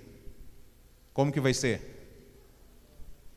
Cara, que legal, senhor Agnello, que você veio. Quem que vai atrás do irmão Agnello? Quem que vai? Só o pequeno grupo. Ele conhece mais alguém da igreja? Ele conhece só os 6 aqui, ó. Os 6 vão ir, vão conversar com ele. Não vai precisar alguém falar, cumprimenta o visitante, vai atrás do visitante, persiga o visitante, né? E aí, se o visitante conhecesse as músicas cristãs, tem aquela, né? Cristã, entre aspas. Persegui os inimigos e os alcancei, né? Aí está o visitante, vamos lá, vamos cantando. Persiga o visitante, vamos lá alcançar, né? Vai atrás do visitante, o visitante fica apavorado. Não, nada disso, porque quem está indo atrás é o pequeno grupo. O pequeno grupo foi, cuidou, o irmão Agnello vai voltar para casa, ouviu a palavra de Deus, celebrei a Jesus, ouvi que Jesus está cuidando de mim, ouvi que Jesus me ama, ouvi que Jesus ele tem um plano maravilhoso para a minha vida, eu ouvi que eu faço coisas erradas, mas tem um monte de gente lá na igreja que faz coisas erradas também, mas só tem um Jesus que é perfeito, que é puro, e que ele quer me transformar, eu vou voltar.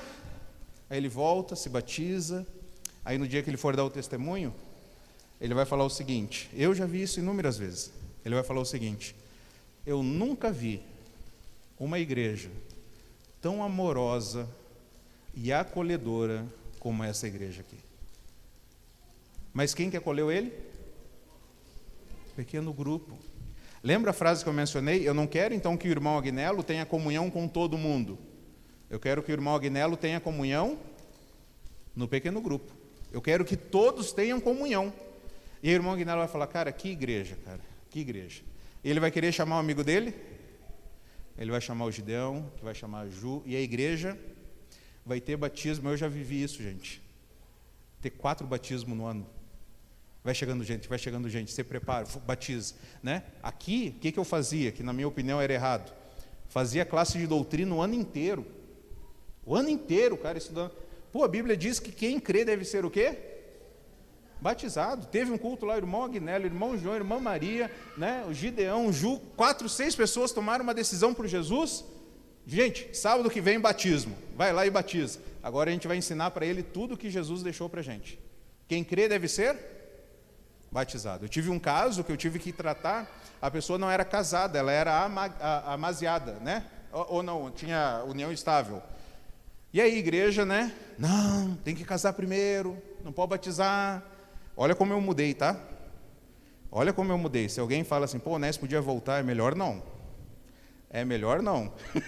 A Má falou o seguinte, ela falava, né, quando a gente estava vivendo o pequeno grupo, ela falava o seguinte, Nés, por que a gente não fez tudo isso lá no Imperial? Eu falava para ela, porque lá no Imperial nós criamos um monstro. E quando você cria um monstro, você tem que alimentar o monstro, porque senão o monstro vai te comer. Você cria um monte de... Que monstro é esse? Atividade, correria, aquele monte de coisa para fazer. Você está criando um monstro. E se você não suprir essas atividades, daqui um pouco um monstro vem e te engole. Eu não ia conseguir, eu falo para mim, eu não ia conseguir fazer essa guinada, essa mudança do tamanho de complexidade que a igreja estava para uma igreja simples, que se reúne domingo para celebrar Jesus e se reúne em casa em pequeno grupo. O que vocês fazem? Só isso. Domingo na igreja, durante a semana em casa. Mas não tem reunião disso, reunião daquilo, reunião daquilo. Não, não tem. É tudo pequeno grupo. Reunião de homens é onde? Onde que é reunião de homens? Pequeno grupo. Onde que é reunião de mulheres? Pequeno grupo. Reunião de jovens é onde? Pequeno grupo. Reunião de idosos é onde? Pequeno grupo. Como que a igreja vai fazer isso se vai ter um grupo de idosos, um grupo de jovens, um grupo de casais, um grupo de mulher solteira, um grupo de homens? Cara, aí a criatividade vai de cada um para cada um, né? Cada igreja vai encontrar o seu jeito, mas vivendo tudo isso em pequenos grupos. Eu estava falando do irmão Agnello, me ajudem aí a voltar que eu me perdi agora. Eu estava falando do irmão Agnello, que ia chegar na igreja, ficar feliz, ser batizado, ia falar que a igreja é acolhedora. O que mais? O casal que ia se batizar. A mulher, obrigado, Sara. Alguém está prestando atenção hoje. Louvado seja Deus. A Sara, a mulher era união estável. E ela queria o quê? Batizar. O marido dela, o homem dela lá, queria casar. Não, o homem tem medo de casamento, né? Não queria casar. Estava só com união estável lá. Nós não vamos casar. Posso fazer uma piada aqui? Posso, Zé?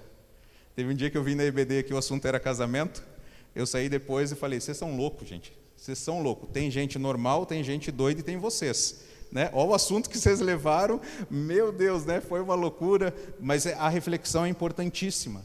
E isso a igreja tem que fazer. Pô, a outra geração vai ter que fazer, a outra vai ter que fazer toda hora. Imagina um caso. Isso aqui pode acontecer, gente. E a igreja tem que pensar e tem que decidir. Chega um casal na igreja, homem e mulher. Se convertem, tão legais. A gente coloca eles como líderes de pequeno grupo. Depois a gente descobre que ela não é ela é ele. Entendeu? Ela fez cirurgia, mudou, assumiu um novo nome social. Está lá, é uma mulher. E aí eles estão na igreja, estão vendo, caramba, daqui a pouco você fala, gente, olha a situação que a gente está. Vocês estão entendendo? Pode acontecer isso, e eu acho que vai acontecer em pouco tempo. De pessoas chegarem na igreja tão mergulhadas na cultura que de repente eles estão no nosso meio e o macho não é macho e a fêmea não é fêmea. Porque isso foi descaracterizado pela cultura. Então a gente tem que saber como que a gente vai chegar. Chegou o cara aqui na igreja que não é ele, é ela. Tem filho. Como que você vai tratar disso? Como que você vai cuidar disso? Vai mandar devolver a criança? Já adotou a criança? Vai mandar devolver? Vai mandar refazer cirurgia, o que for possível?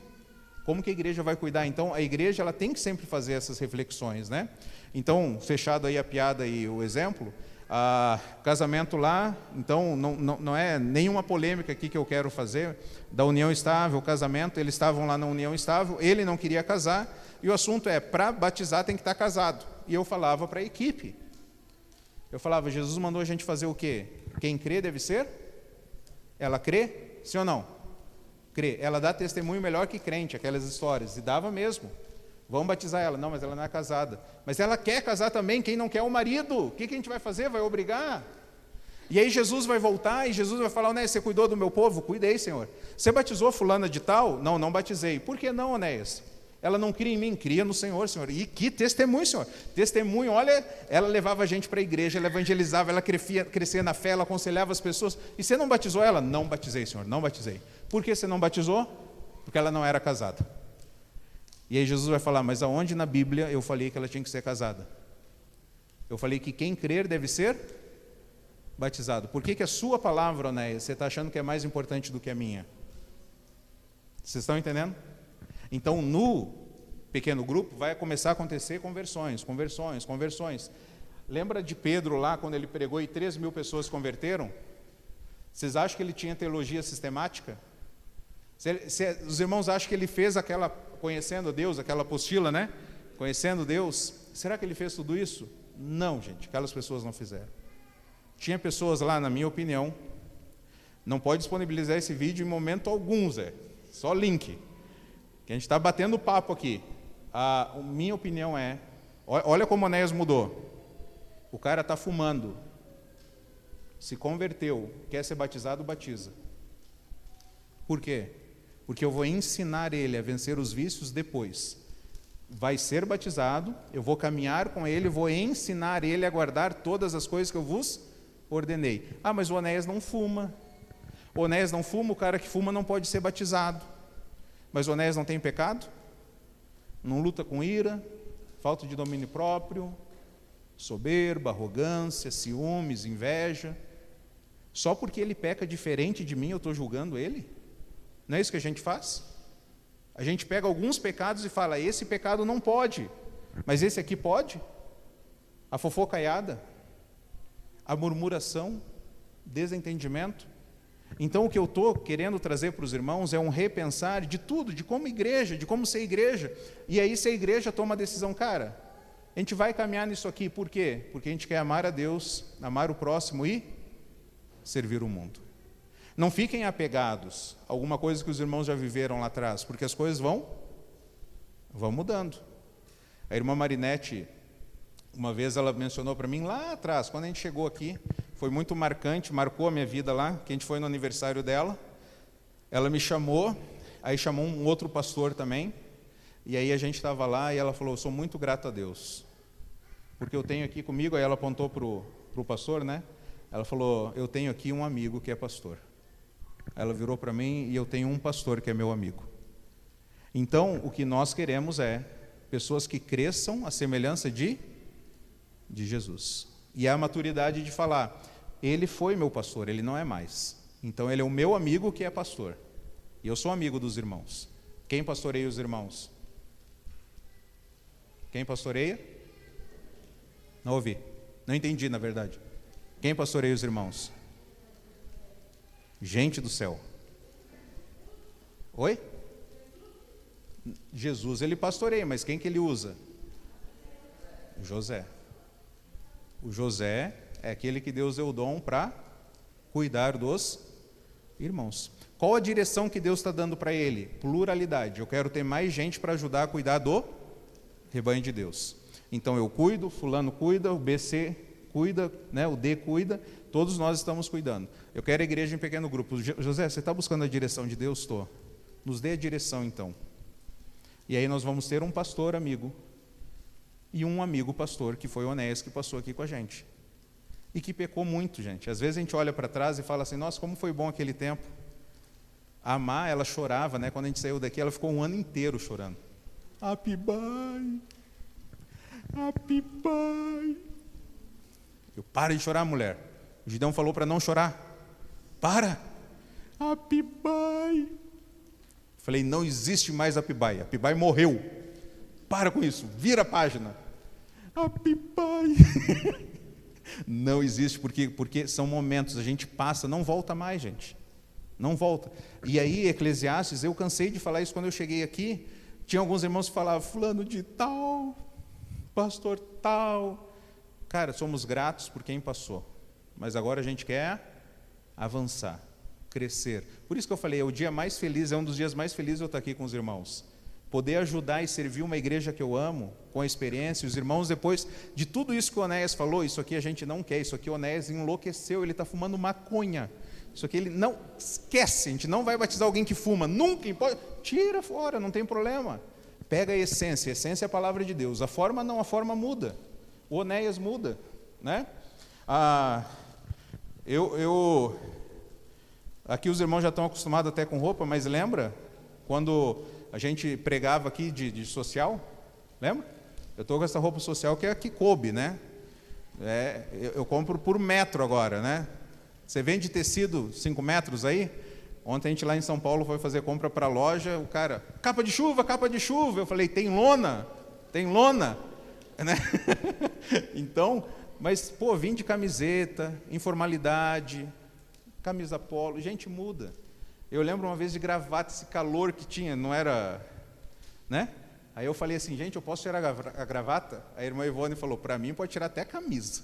Falei, Dona Ivone, toma jeito, Dona Ivone. Né? Então as coisas vão mudando. Pô, foi bom o tempo do Onéias? Foi legal. Mas aí eu falo para a Má, lembra, amor? Quantos perrengues a gente passava? Quantas vezes eu lembro, às vezes, de chegar em casa chorando, triste, com coisas que não aconteciam. é que depois que a gente sai do Egito, a gente fala, nossa, como o Egito era bom, aquela chicotada nem doía tanto, porque está no deserto. Aí tu volta para tomar chicotada depois, você fala, pô, o deserto era bom, cara. Cebolinha era top, porque a gente é ser humano, a gente peca, né? Então, esses líderes aqui, eles vão estar sempre dispostos a cuidar de pessoas. Não tem mais aquela mentalidade, o Zé tem que cuidar de todo mundo. Como que o José vai cuidar de todo mundo? Através de pequenos grupos. Vários líderes, de 1.000, de 100, de 50 e de 10. Aí um dia ele quer saber como é que está aquele irmãozinho N, né? Aquele irmãozinho N, ele vai chegar no líder de pequeno grupo e vai perguntar como é que ele está lá. Tá bem? Então tá bem. Eu estou cuidando dele através de você, né? Quarto lugar, quarta lição. Apenas as questões maiores deverão ser levadas ao líder principal. Questões menores, tem um princípio que eu falei para os líderes, né? O que é dito no pequeno grupo, fica no pequeno grupo.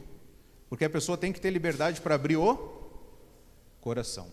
Então, pô, estou com uma dificuldade com meu pai, com a minha mãe, no emprego. Pô, esses dias falei um palavrão, cara, isso aí não agradou ao Senhor. O líder de pequeno grupo não tem que chegar para o José e falar, cara, ele falou palavrão, irmão. O que a gente vai fazer, Zé? Né? Vão dar um coro, vão disciplinar.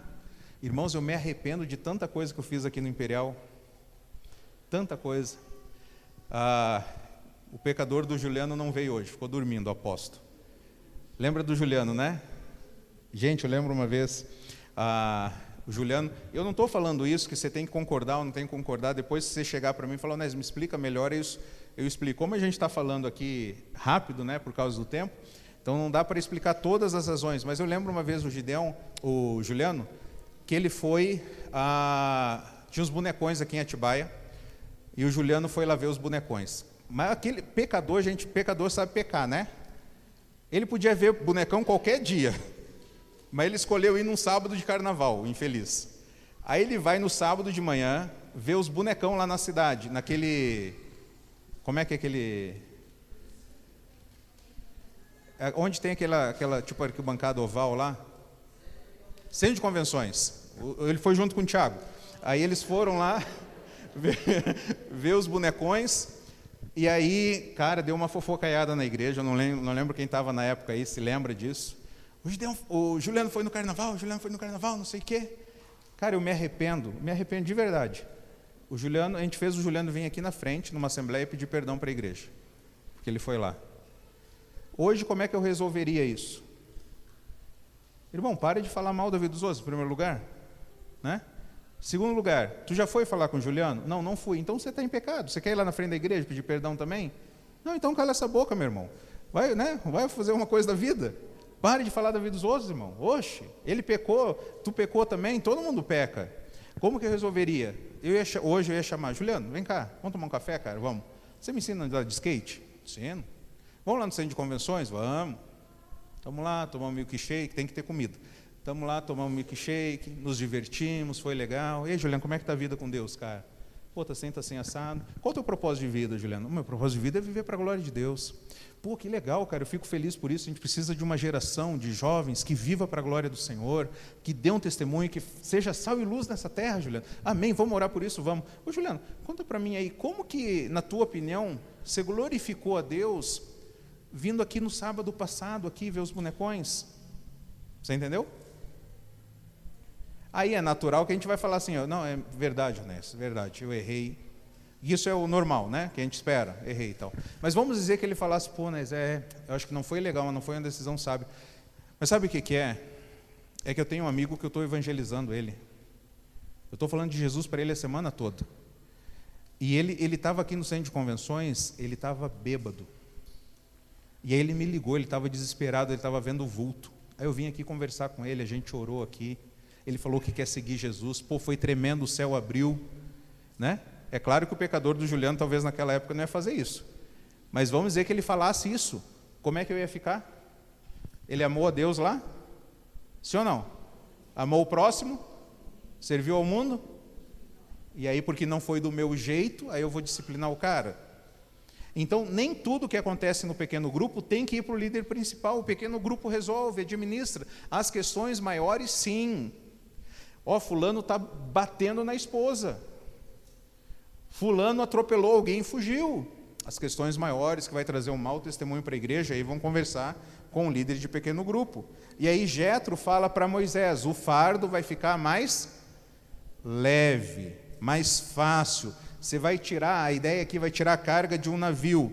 E os benefícios, quais são então se fizermos isso? O líder suporta as dificuldades, os liderados ficam satisfeitos. Olha que legal, Deuteronômio 34:7, abre aí. Deuteronômio 34:7.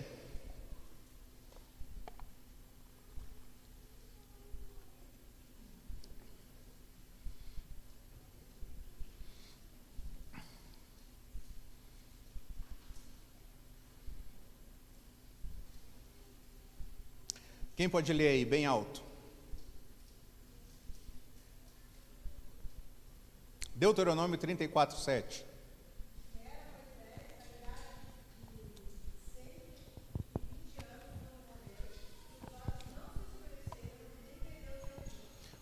Quantos anos ele tinha? 120. Os olhos de Moisés não ficaram fracos e o que mais? Ele não perdeu o vigor. Lembra o seu Leone? Cara, seu Leone, que vigor, que exemplo, multirão, indo lá, trabalhando, né? Não perdeu o vigor. Mas por que Moisés conseguiu chegar a 120 anos sem perder o vigor? Na minha opinião ele seguiu o conselho de Jetro. Ele estabeleceu em grupos menores, ele ficou nas questões maiores, buscando a Deus, servindo a Deus, dando a direção ao povo, estabeleceu pessoas capazes para cuidar. Questões menores, esses líderes cuidavam, nas questões maiores chegavam para ele. A fila de atendimento acabou. Foi dado uma assistência especial, então, para o povo. Eu gostaria de terminar falando aqui questões práticas, né? Pode jogar os 3 aí.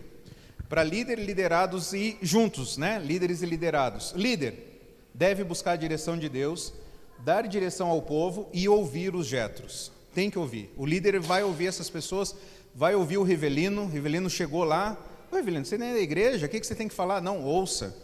Talvez as pessoas de fora vão dar um conselho que a gente não está conseguindo ver. Eu falei para o José, agora você vai chocar. Se você não chocou com Onés até agora você choca. Eu falei para o José, eu não quero mais pastorear a ovelha. Não quero. Porque eu não sou pastor de ovelha. Eu quero liderar gente. É diferente. Liderar gente como Jesus liderava a gente. A gente romantiza a ilustração de pastor e ovelha. Aí eu falo para o Gil, Gil, você tem que fazer isso. Aí o Gil não faz o que eu pedi para ele. Qual o rótulo que eu vou dar para ele? Que ele é o quê? Ovelha? O que eu vou falar? Que ele é? Bode. Não é verdade? Ele não fez o que eu pedi. Então ele é? Bode. Não é isso que a gente faz? Mas o Gil é ser humano. O Gil ele quer entender o porquê. Por que, Onés, você quer fazer isso? Né? O Rafael está no louvor, o Abner lá no som, o Juninho lá na mídia, com a Tiffany, e aí eu pego e falo, façam isso. Não, eu acho que não tem que fazer isso. Mas está me desobedecendo, é? Tu é bode, é? Se eu sou pastor dessa igreja, eu falei para você fazer isso, é bode, é? Não, eu estou liderando gente, e gente tem questionamento. Não tem? Sim ou não? Gente aprende a fazer alguma coisa e quer entender por que vai mudar. É aquela velha história. Estou batendo na roda do trem, né? Lembra? Conhece essa história? Um senhor lá ficou 30 anos batendo na roda do trem, aí quando vai substituir por um líder mais jovem, aí o líder mais jovem no primeiro dia fala para ele, por que tem que bater na roda do trem? Tem que bater na roda do caminhão, essas coisas, para ver o, né? Por que na roda do trem tem que bater? Aí o senhorzinho fala para ele, faz 30 anos que eu estou trabalhando aqui, nunca perguntei nada, você quer perguntar no primeiro dia, meu irmão? Bate na roda aí e fica quieto. Então, às vezes, o ser humano ele quer entender por que ele está fazendo. E aí, se ele nos questiona, ele é rebelde. E rebelde tem que ser o quê? Disciplinado. E eu falei, cara, é verdade, eu não tenho que mais pastorear a ovelha. Quem cuida do rebanho é Deus. Eu tenho que liderar gente. Teve uma situação que a gente teve lá, na igreja agora, eu queria reunir a diretoria antiga, a diretoria atual e a comissão de sucessão para eles fazerem uma avaliação minha, nesse primeiro ano, que foi em abril, no primeiro ano que eu estava lá. E aí eu falei, vou chamar o Gil, vou chamar a Danila, vou chamar o irmão Agnello, né? Mas aí eu pensei, eu não vou chamar o Gil, não. É só um exemplo, tá, gente? É só para... Não vou chamar o Gil, porque o Gil não está cuidando bem da Danila. O Gil não tem uma vida com Deus, o Gil não ora, o Gil não lê a Bíblia. O que eu vou ouvir de um cara que é carnal? O que eu vou ouvir de um cara que é carnal? Não vou chamar o cara para avaliação. E aí na hora eu lembrei, não para, né? Você não está pastoreando ovelha, você está liderando gente. E se eu estou liderando gente, eu tenho que ouvir um cara que é carnal, mas a opinião que ele está dando da situação. Vai que ele é um Jétro. O Jétro era sacerdote, beleza? Mas vai que ele está vendo as coisas de alguma forma. Os irmãos estão entendendo? Vai mudando isso. Então a gente precisa estruturar a igreja de uma forma que é organizacional, que é administrativo, mas para que o organismo seja beneficiado. Que o organismo seja beneficiado. Nisso todos vão ganhar. Então o líder ele tem que ouvir os Jétros. Os liderados têm que fazer perguntas diretas. Tem que chegar aí, José, por que isso aqui agora? O Onéias sempre fez dessa forma. Por que vai mudar agora? Faça a pergunta direta. Mas, ao mesmo tempo, ofereça soluções práticas para os problemas que talvez você está avaliando. Pô, José, interessante essa sua visão, eu não tinha pensado nisso. Pô, é verdade, isso é muito melhor. O Onéias estava fazendo errado, vamos fazer isso aí. Mas aí talvez você fale assim, pô, é verdade, José, mas tu já pensou dessa forma aqui? Tu já pensou que se a gente batizar alguém que está fumando, o que a família dela vai achar? Aí o José talvez fale, pô, não tinha pensado nisso aí, cara. Ele está ouvindo os Jétros. Ao mesmo tempo que o liderado está apontando problemas e apontando também soluções. E, gente, a gente tem que... É muito mais fácil a gente fazer fofoca do que direto na pessoa, né? Viu alguma coisa, não percebeu, está diferente, vai direto no líder, conversa com o líder e fala, eu quero entender um pouco melhor, eu estou com dificuldade de entender, né? Os liderados, então, vão se envolver na obra, porque você vai ter líder aí de 1.000, de 100, de 50 e de 10. Então, você tem que servir, você tem que se envolver. E aí vai multiplicar os teus talentos. Vai multiplicar. Pô, mas eu não sei liderar 1.000. Não, mas a gente não quer que você lidere 1.000, a gente quer que você cuide de 10. 10 pessoas, cuide dessas 10 pessoas.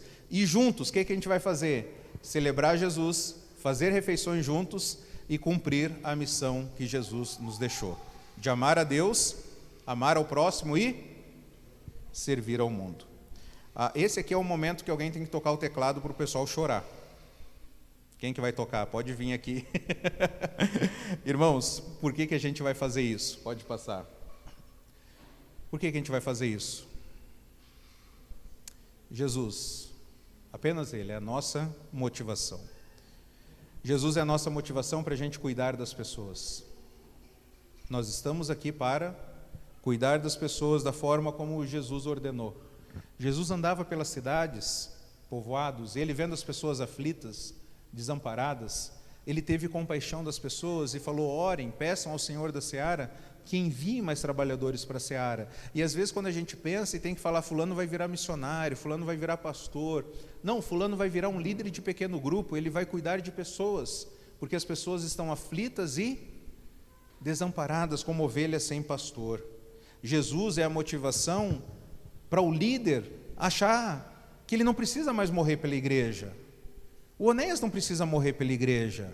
A gente valoriza esses pastores que morreram no escritório, que morreram na obra, que não tinham tempo para a família. A gente valoriza essas pessoas, mas a gente precisa entender, o Onéias precisa entender, o José precisa entender, todos os líderes precisam entender que eu não tenho que morrer por você. Porque quem morreu por você? Foi Jesus. Eu só estou cooperando com Ele. Eu vi uma frase esses dias que impactou a minha vida. Noé não salvou o mundo todo, mas salvou a família dele. Então cuide da sua família. É isso que a gente deve fazer, cuidar da nossa família. E se sobrar tempo, eu cuido de outros, mas se não der, eu vou cuidar da minha família. Nós não somos Messias, o líder não é Messias, nós servimos a Jesus. E se eu quiser, eu não gosto muito daquela expressão, né? Que igreja você é? Sou da igreja do Onéias, sou da igreja do José, né? E aí, você pastoreia qual igreja? A minha igreja. Eu sei que é uma maneira de falar, mas eu não me cai bem, porque o Onéias não tem igreja nenhuma. Quem tem igreja é Jesus. Eu faço parte da igreja. É Jesus que morreu por ela, é Jesus que cuida dela. Se eu pregar no domingo, beleza. Se eu não pregar domingo, beleza. porque é Jesus que está cuidando dela e Jesus continuará cuidando dela. Eu não sou Messias. A gente precisa entender isso. Os liderados precisam entender isso. E se eu decidir ter igreja, se eu quiser ter uma igreja, eu vou ter que dar um jeito de morrer por ela. Eu vou ter que dar um jeito de ser traído.